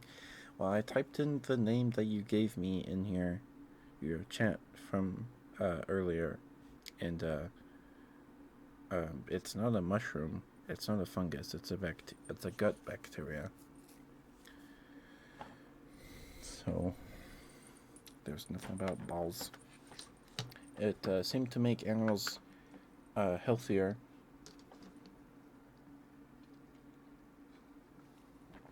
It helped rats after they removed the rat's liver or gave them a thing that causes liver damage. So, and it improved.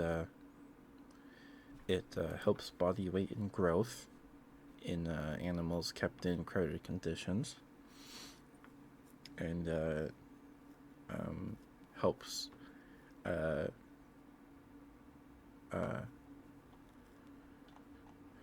prevent E. coli or reduce your chances of E. coli. Also, helps your teeth in your gums. This is a pretty cool germ. Possible bamboozling. Probiotic microbes sustain youthful serum testosterone levels and testicular size in aging mice. Excuse me. Excuse me. Why am I burping so much? Oh my goodness. Alright, can I just look up the ad here? What was the thing? Mushroom that makes balls smooth. And it just gave me videos about Swedish mushrooms. Swedish mushroom balls. That's not... okay.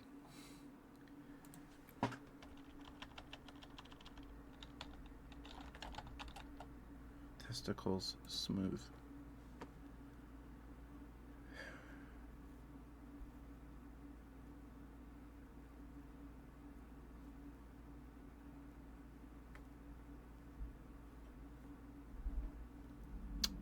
Okay. Alright, we got one. We got some videos here. How to grow your balls in 30 days. Swedish mushroom balls again. And self-check for testicular cancer. And how to do a testicle massage. I don't know if I want a testicle massage. Umzu.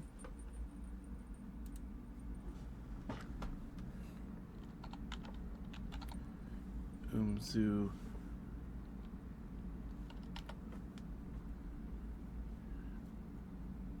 Oh, yeah, there it is.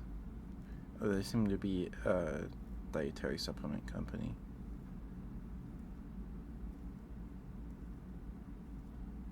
Testro X, natural testosterone booster. So, if this germ... You're a good chatter? Yes, you are, Estrella. You're the best chatter.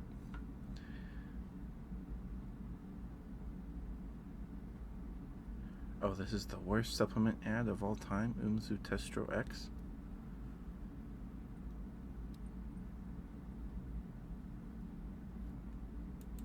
Okay. Of course I get a Manscaped ad. Okay. Oh, they're the guys... This is the guy that's like, there's 20 pounds of toxic poop in your gut. Yeah. Oh, I'm sorry, Rengoku.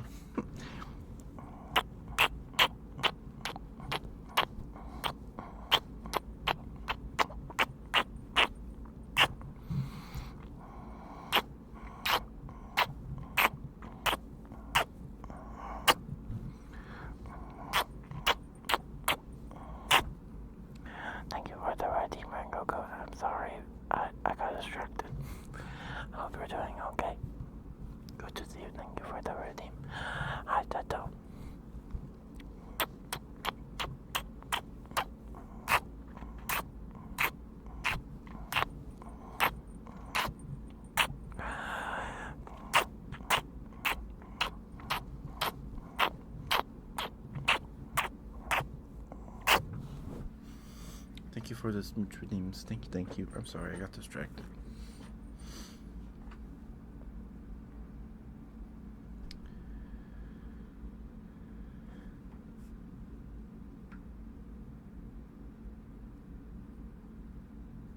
Okay, so I have seen this ads from this guy before. He's the 20 pounds of toxic poop guy.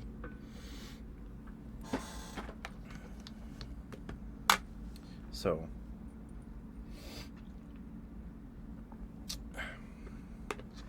but from what I read on the Wikipedia article, it said nothing about making your balls smooth. It improves gut health. It's definitely a good thing to take. Make sure you talk to a doctor first, because if you're sick or you have an immunodeficiency, it can really mess you up. So, yeah, definitely a good gut germ. But it said nothing about making your balls big or smooth.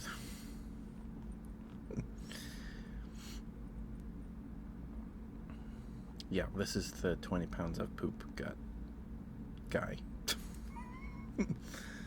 Okay, I understand now. Yeah, I'm pretty sure that guy's full of crap. Literally, he's got 20 pounds of toxic poop in his gut, apparently. Apparently everybody does. But yeah, thank you, Estrella.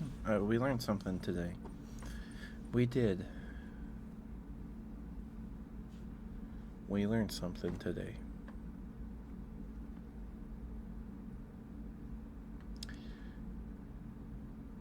How are you, Tata? Hope you're doing okay. Good to see you. Yeah, I don't know why you get pee-pee pills and ads for meds to make your balls smooth, Estrella. I don't know what's going on there.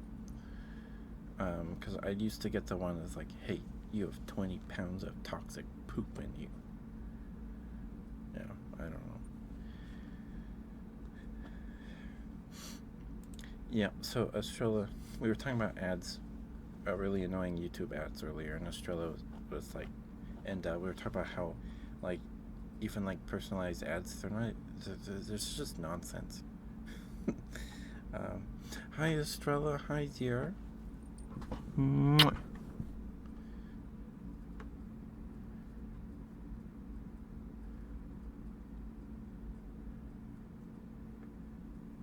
Huh? Okay, I'll allow it. The weight of testes of 217 depleted mice was significantly higher than that of sham LGG treated control mice, CD plus anti-sham LG versus CD plus anti-IL-17P equals 0.0230. Yeah. Yeah. Okay, so it apparently makes the balls heavier.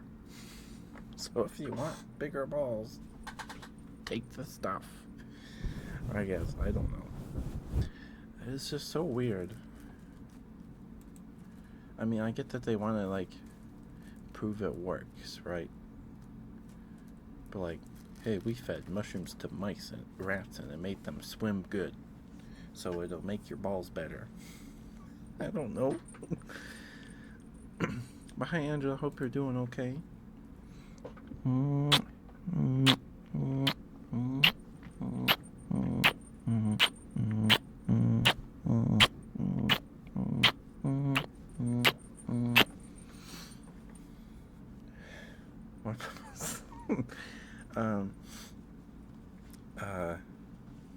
Estrella got an ad for a supplement that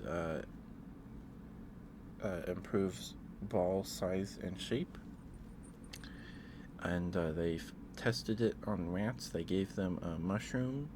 They fed a rat mushroom, And apparently it made them swim better. And right there it says that apparently increased the weight of their testes. Um, yeah, sorry to everyone that like lurks. Today has been a journey. We went from talking about Jar Jar Binks tongue suckers to whatever this is. Oh boy. I wouldn't have been any other way though. I had a good time. So I looked up the Wikipedia article about this thing. It's apparently not a mushroom. It's just something. It's a beneficial gut bacteria that helps reduce your chances for E. coli to happen in you. It also helps with diarrhea, and helps some infants that are colicky infants. It also helps colicky infants. It makes them they don't cry as much if they get eleutery supplements.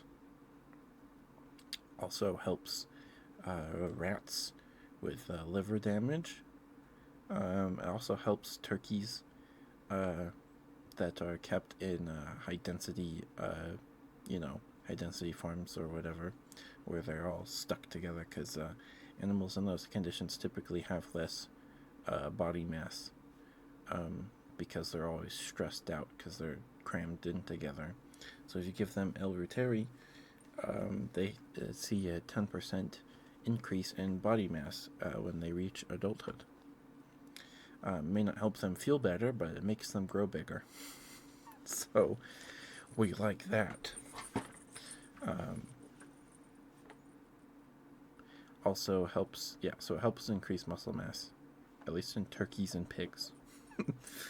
And it helps people. It keeps your teeth and gums healthy. It helps reduce gingivitis, and helps get rid of the germ that causes tooth decay. But if you're chronically ill or have a immune deficiency, don't take it, because it can cause problems. That's okay, Estrella. I have a good time. And also, sheep were mentioned yet again. All because you asked what the difference between sheep and goats are. And now we're here, Estrella, talking about rat balls. You're great, Estrella. We love you. You're amazing. Our sheep wine auntie, office lady, our sheep office lady, wine auntie. Yeah.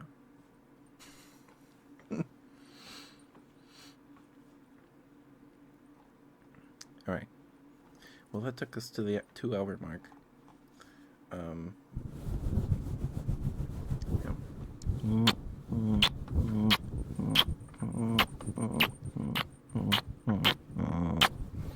Feel bad for anyone that puts this VOD in a playlist or something, and then they fall asleep to like someone like doing like this and whispering, and then they wake up to me talking about rat balls or Jar Jar Binks tongue suckers. It's like that meme where the guy goes to sleep, but he leaves the YouTube autoplay on, and wakes up the giant horse conch.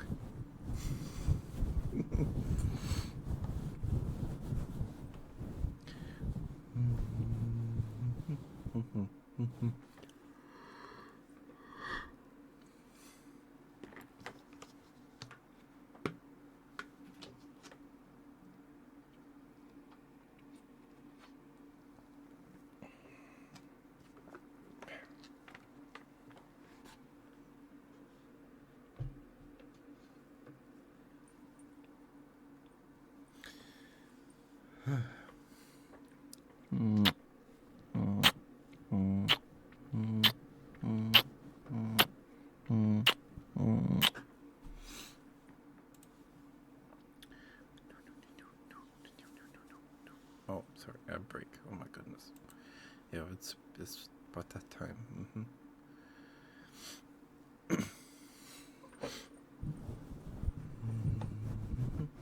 One second.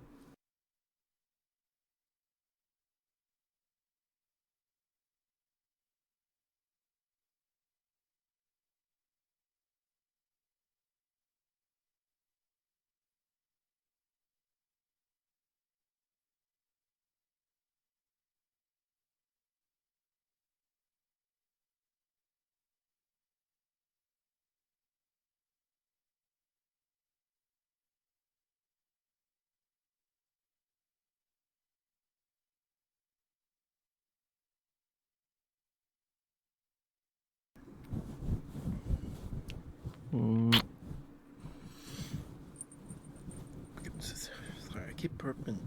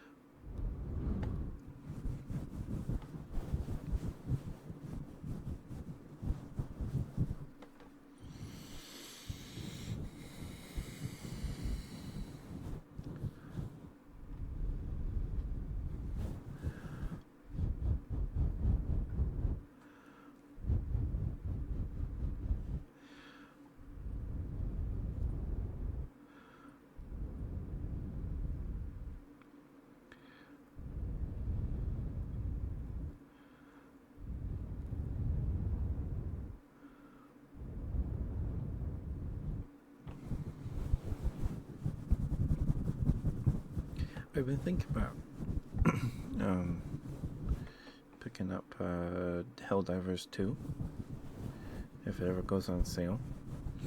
Because I also want to wait till they get more server space or whatever it is. I think it wasn't because Helldivers 2 came out and like it blew up, right? But they were not prepared for that many players. Like the Steam concurrent players is like crazy. It's nuts, right? So if you buy the game, you might have a hard time actually like getting on a server, like actually playing the game. And pretty sure that the like CEO or the game director was like, no, it's not a server issue, it's a back end code issue or something like that. So I'll probably pick it up if it ever goes on sale because it looks like fun. Helldivers 2 looks like fun, man. Also, they messed up so bad not making an ODST game like Helldivers 2. Oh my god, that would have been so cool. That would have been so cool. An ODST Helldivers like game when you drop and you like shoot up a bunch of Covenant, right? You beat up a bunch of Covenant or the Flood. Man, that'd be so cool. But oh well. Helldivers 2 is gonna, right? I mean, they still kind of look like ODSTs.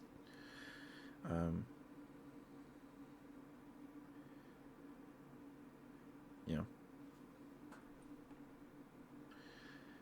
that would have been cool. Or just like a Flood horror Halo game. That'd be cool, because like the only spin off Halo games we have were the Halo Wars games, and then there's a couple top down twin stick shooters on mobile and Xbox.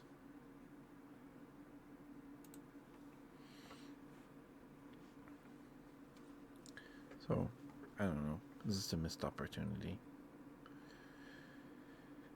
And apparently, if leaks are to believe, employees at 343, the company that develops and works on Halo stuff, they proposed like 30 other Halo games, but they all got denied. So, I don't know. Halo Wars 3 would be cool. Halo Wars 3 would be cool. Halo Wars 2 was pretty good. The cutscenes in Halo Wars 2, they're peak. They're so cool. They're really cool. And we still have no idea what happened after Halo Wars 2, because the villain of Halo Wars 2 is the villain in Halo Infinite. In Halo Infinite takes place like 2 years after Halo 5 or something.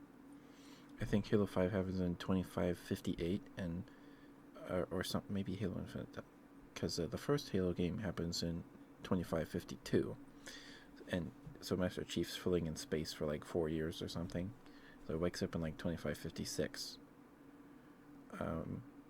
something like that, and so in Halo 5 happens, and Halo Infinite's like 2058 or 2560, something like that. I don't remember. It's been a long time.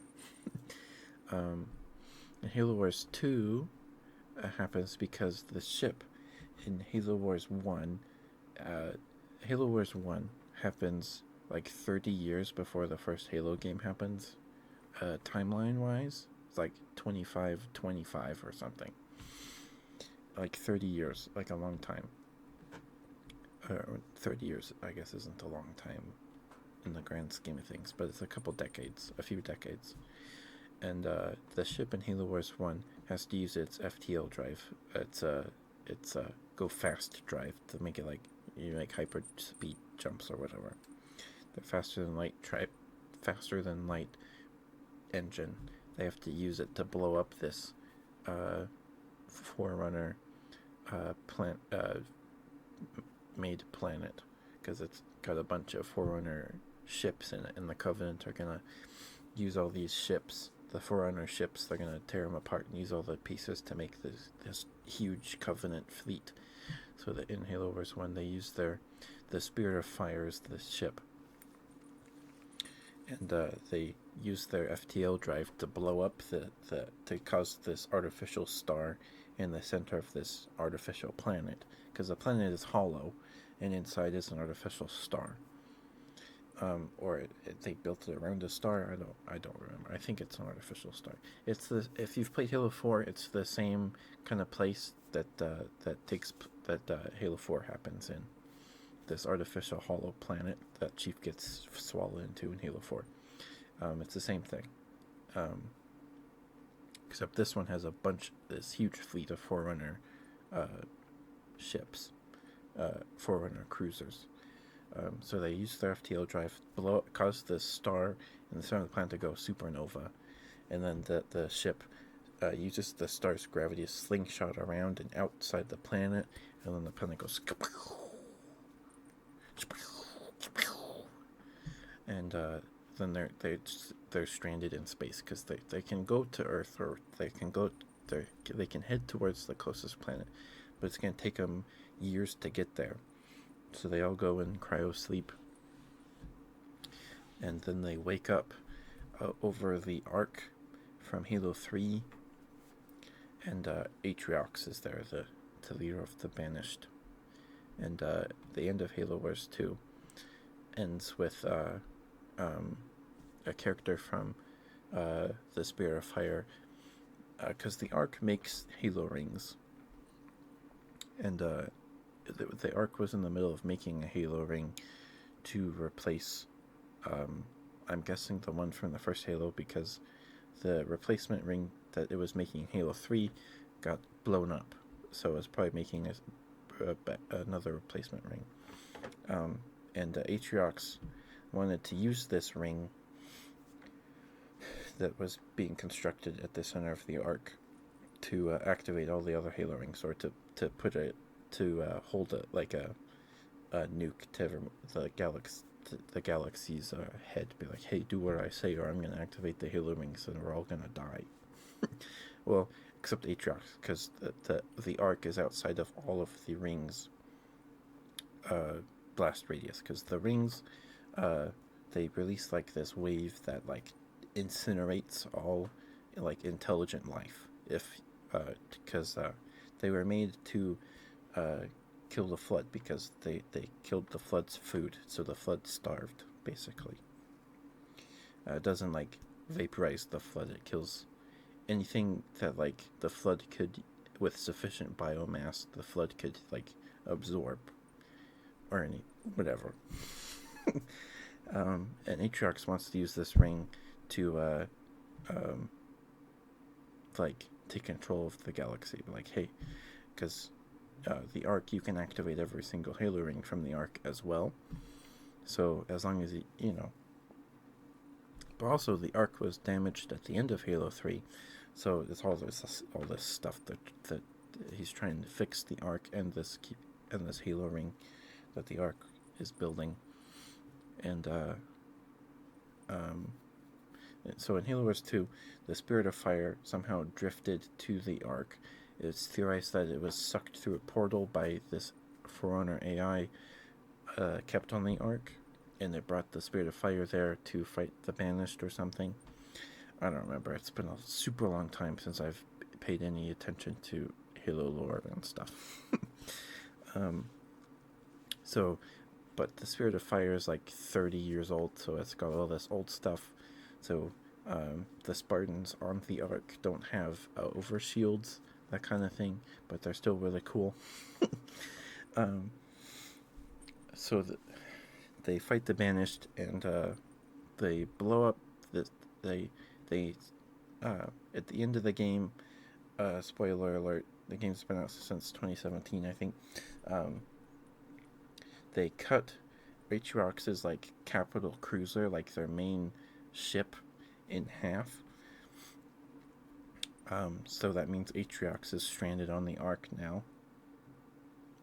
So their only hope to get off the Arc, to leave the Arc, is the Halo ring that the Arc is building, because the Halo ring, after the Arc builds a Halo ring, each ring that it builds goes to a set location in the galaxy, because each ring is set in a position in the galaxy, so when the rings go off, it covers the whole galaxy, right? So the Arc sends a ring to a specific location. You can't change the location it's sent to, but you can at least leave.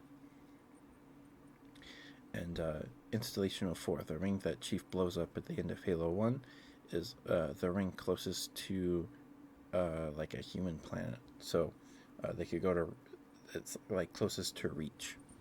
Halo Reach. Not the game, but the planet Reach. So at the end of the game, basically, everybody's stranded at the Arc, because at the end of the game, the scientist lady from the Spirit of Fire, they get on the Arc because the Banished were going to take control of the Arc, so they take control of the Arc. She gets to the Halo's control room, and she's sent, the ring raises out of the center of the Arc and disappears because it hyper speeds away to some set location. So she's gone. The game ends on a cliffhanger, basically, because she's sent it off into space by herself on the ring with a bunch of Banished still on there. Maybe, unless they got blown off into space when it's traveling to wherever it's going. And then they have this tease with a Guardian from Halo 5, which don't even matter in Halo Infinite anymore. So, why was I talking about this again? Oh yeah, because we need Halo Wars 3. Because we still don't know what the status of the Spirit of Fire is, or any of the characters from the Halo Wars games. We know Atriox is alive somehow. He ended up on a different ring in Halo Infinite. We don't know how he got there. Maybe there's a book that talks about it. I don't know. But why do I want to read a book? Just tell me about how it happened in the game. So anyway, Halo Infinite's campaign is pretty fun, but the story leaves a lot to be desired. Like, there was a lot of questions after Halo 5, and none of them were answered. Like, Halo Infinite's campaign feels like the last act of the story. It's like the third act of a movie. Like you fall asleep, like you go watch, like imagine you go to see like A New Hope, and you like see the beginning of where he's like on Tatooine, and he gets uh, um, like he, he buys R2D2 and C3PO, like you see like the first like 20 minutes, then you fall asleep or whatever, and then you wake up, and they're on the Death Star somehow, and um, uh, or they're in the trash compactor, and you have no idea how they got there. Something like it's like that, almost. It's not like it feels like that. Like it's the third act of a story, and we don't know what the first or second act was. Um, yeah, and the first or second act would be the cooler part. I don't know about the cooler part, but it would make things make a lot more sense. um, yeah, it's yeah. Like you like see the first like maybe 5 minutes of a Star Wars movie, maybe like the first 20-30 minutes, before you fall asleep before like Luke leaves Tatooine, and then you wake up and they're in the trash compactor being squished, where the walls are coming into the trash compactor. And you're like, what? How did we get here? What is this? Or you're on a Star Wars marathon and you like fall asleep before they leave Tatooine, and you wake up and he's fighting Palpatine with Darth Vader on the second Death Star above Endor, and you're like, what the frick happened? What? Who's the what?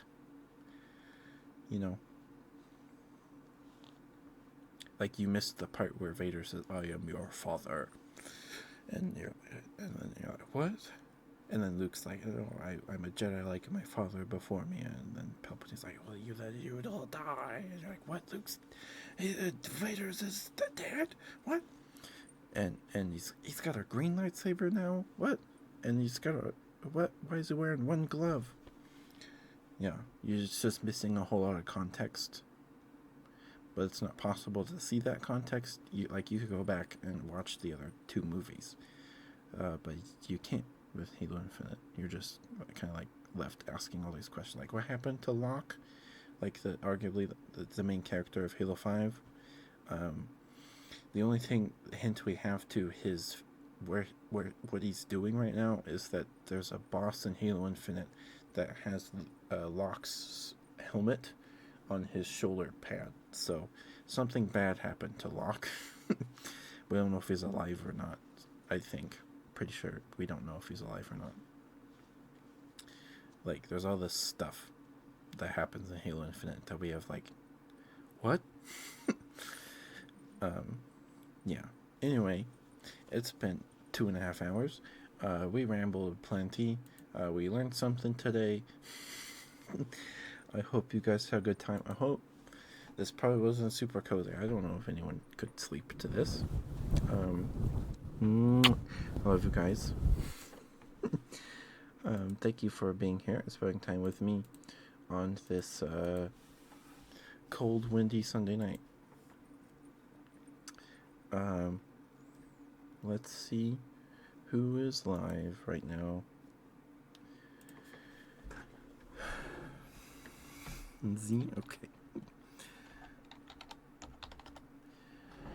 All right, thank you for being here, Estrella, and everyone else. Thank you for the follow for Nexus. We're fine. Thank you. All right, who's live? Is there anybody we know? Violet's live. We haven't Violet in a while. Alright. Let me swap my headphones so I can hear my desktop, and we'll get the raid going here.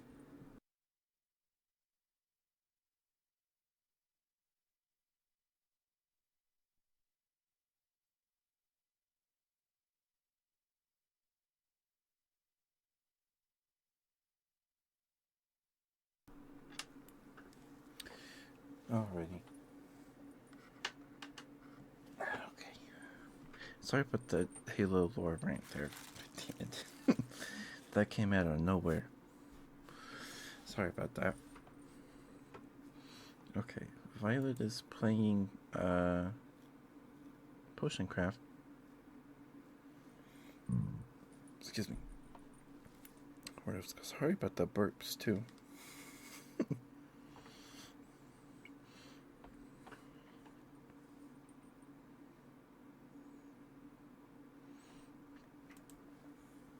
Alright.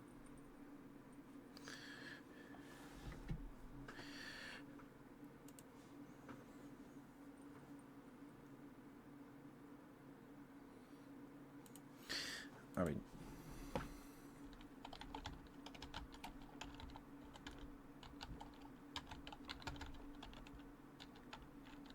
Make sure I spell this right.